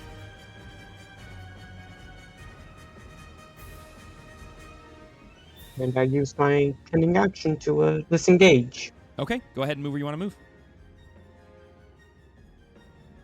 Unfortunately, yeah, you don't get the sneak attack damage because nobody else was within 5 feet of him, and you didn't have advantage on the attack. So, okay, cool. So that's your attack and your movement, and your bonus action. Or no, yeah. So that's your turn. So go ahead and end your turn. Then it's going to be El Capitan's turn here, and he is looking a little pissed at the door that's got swung at him. He is actually going to turn and try to kick the door so that it is not pressed up against him. So he is going to make a... Actually, hold on. I have to look this up because there's actually a sheet for this.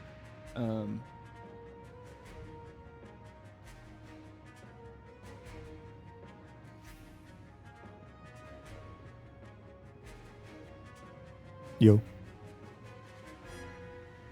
What's up? What's up? Oh, okay.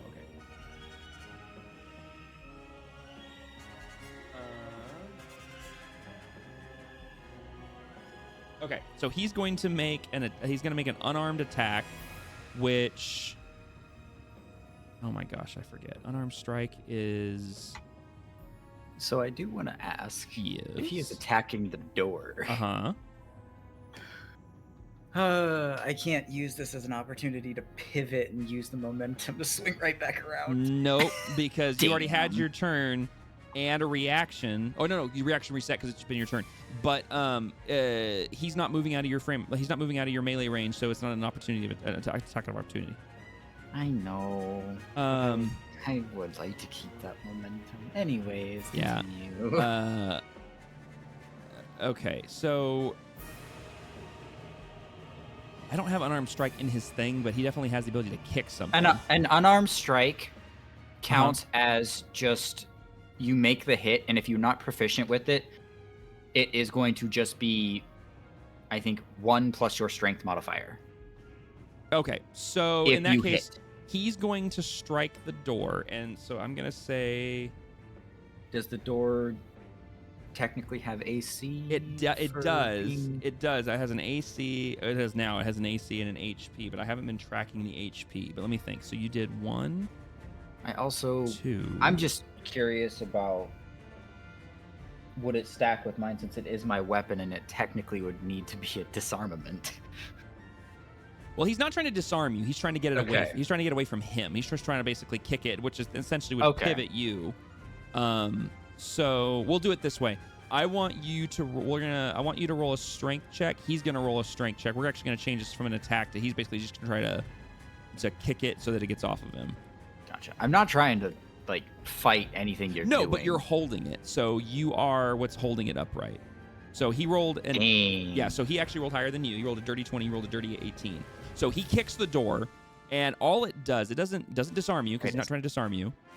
Is it swings it away from him. I have advantage on strength checks while raging. Oh, okay. Reroll. I had to go remember that. No, you're fine. You're fine.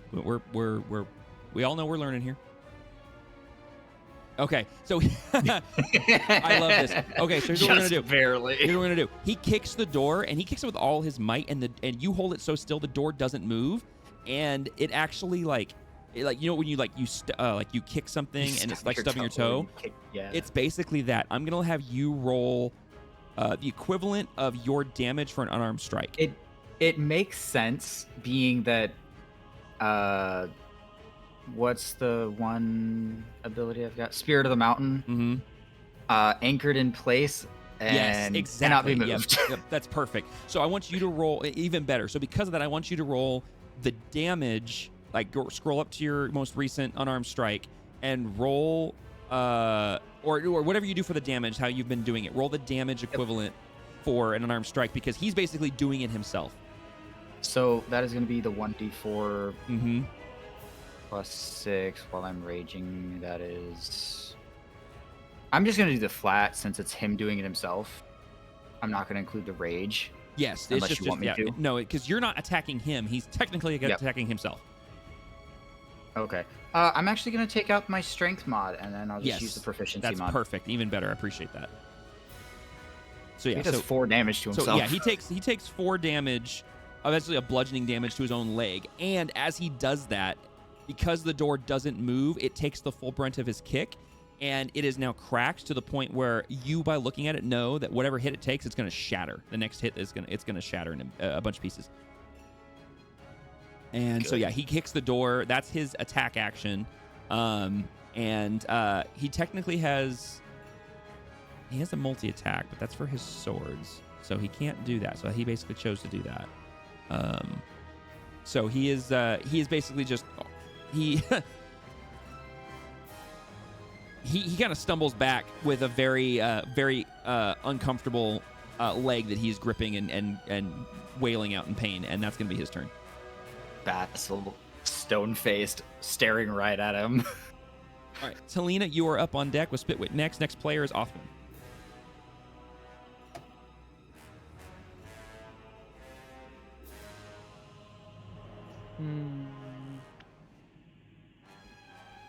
Do I want to murder him with stabs or murder him with words? Stabs ain't going so hot for me right now. Right, meow. Yes, you heard me right.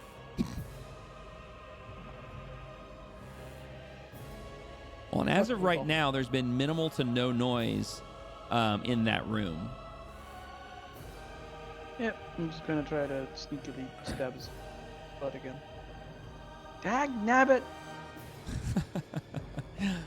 You didn't have him targeted, but his AC is 15, so it does miss by 1. Whoops. Yeah, It's okay. It's okay. It's okay.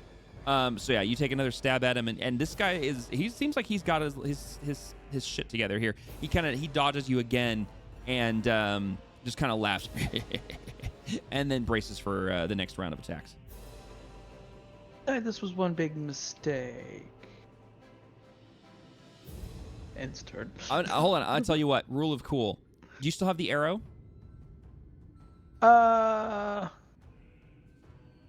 Well, she stabbed with the arm that was holding the arrow. Oh, she did. Okay, I thought it was the other arm. Okay. So- Okay. Never mind then. No. Sorry. Rule of cool is forfeit now. Sorry. I mean, she could still be holding it with the other hand, up but to you. she's also been blocking with the shield. So. Oh, she has a shield out too? Yeah. Oh, I didn't realize she had a shield out. Okay, gotcha. Then Yes. yeah, never mind. Otherwise, things would have hit her. That's fine. So yeah, so never mind. I was gonna say you could use your away hand to try to take another stab with the arrow, but never mind. I like your thoughts. Yeah. Okay, so that's your action. You still have your movement and your bonus, or are you done? I don't have bonus. I don't have anything left for bonus. Okay. I don't want to move because he gets to stab me more. Sounds good. It is now Spitwick's turn. Spitwick he sees this guy kind of stumble into him. Oh, he took damage, so never mind. He wait, He took damage, but he did it to himself, so he's still charmed because he didn't take damage from one of you guys. He did it to himself, so he's still charmed. Spitwick is going to go ahead, and then he's going to basically try to take a stab at this guy's back. He gets advantage because he's being flanked by Basil. Maybe he'll actually land a hit. So he's going to take a stab with his good old trusty spear, and he gets advantage because he's flanked. Ooh. And he hits him, so he stabs him right in the back with his spear. A nat. Good job, one. Spitwick. Yeah. Good job. Yeah, he's helping, man. Yeah, so he's fink right into his back, and you just hear the guy Arr! As the thing stabs him in the back and does a fair amount of, a one tiny little damage. And Spitwick kind of looks very proud of himself and just pulls the spear back and kind of braces for another round, and that's he's not going to move. That's his turn. So Othwin, you're up with the one of the sergeants up next with Daxor. You're the next player. What is Baby Burb going to do? Oh, Baby Burb's going to do one of the two things she can do. You got this, I believe.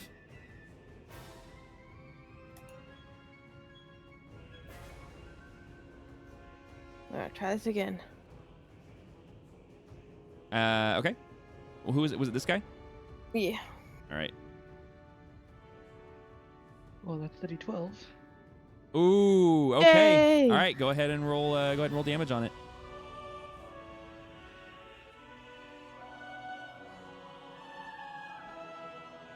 Ooh. Nice.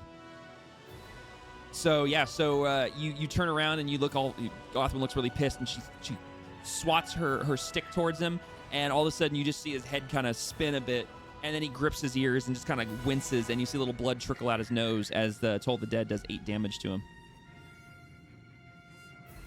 That'd be my turn. Okay. I heard the yawn. We're going to finish this round of combat, and then we're gonna have to pause mid-combat because we're hitting our hard cap for time. So Daxora, you're up with one of the thugs up next, and then we will pause beginning of round 4, and we will pick this up next session.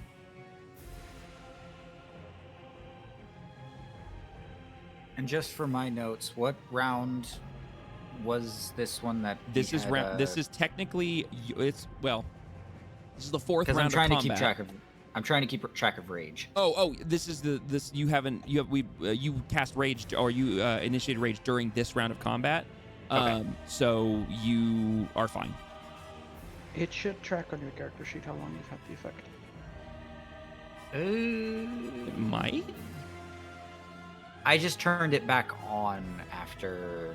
Yeah, I don't whatnot. know how it tracks that, but it is. You haven't even had it for one full round yet, so. Mm-hmm. All right. So what is Daxori doing?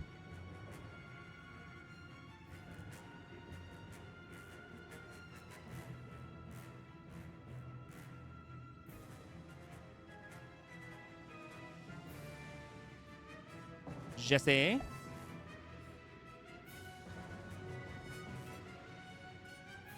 Chit, you're muted. I'm aware. I've done all the things. Sorry. Okay, Sorry. so Does a 15 hit? Oh, 15 does hit. 15 it beats it, so it does hit. You don't have him targeted, so if you want to go ahead and target him real quick and then roll damage, that way I can make sure it applies correctly. Just hover over him and there you go. Yeah. Oh wait. I can't do damage either. It's for some reason it's Weird. always I think it's attack. because you're but- controlling another player. It's fine. Oh wait a minute. Okay, because I can also There we click the go. button. So. Ah, nice, perfect. 6. All right, so yeah, so you come up and stab him with your short sword, and it you catch him in the side and do 6 points of damage. Okay, well done. Yay. All right. Is he still alive? He is still alive. Yeah, these guys are kind of beefy, unfortunately. Okay, then this is how it goes. So how much movement did I just spend? I think it was like 10 feet, 15 feet. Yeah. 10 feet. So here's what Dax is gonna do. She's gonna run up and stab him in the side with the short sword, Okay. And then I believe I'm capable of doing this as a rogue. Gonna use... Wait, okay.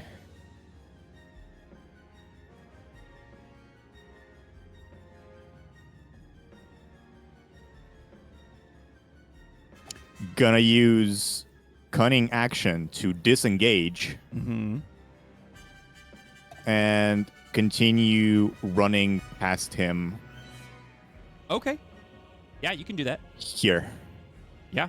Okay. Good old hit and run. Yeah. So Daxori Yeah. sprints out of the doorway, and as she does, she slashes the back of the sergeant mid-run, catching him in the back. He arcs a bit with a yelp of pain, and continues running. And you jump up the 1 foot, and then you land basically right next to Othwin on the ledge there.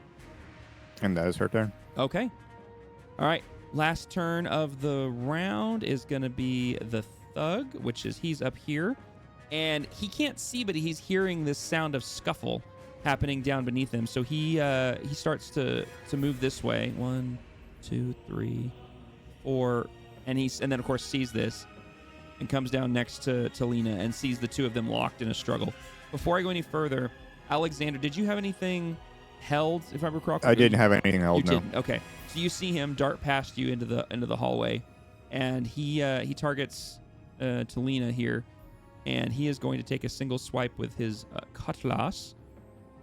Actually, you know what? No, he's not going to run all the way up. He's going to come around the corner, see this, and he's going to take a shot with his crossbow. That's what he's going to do.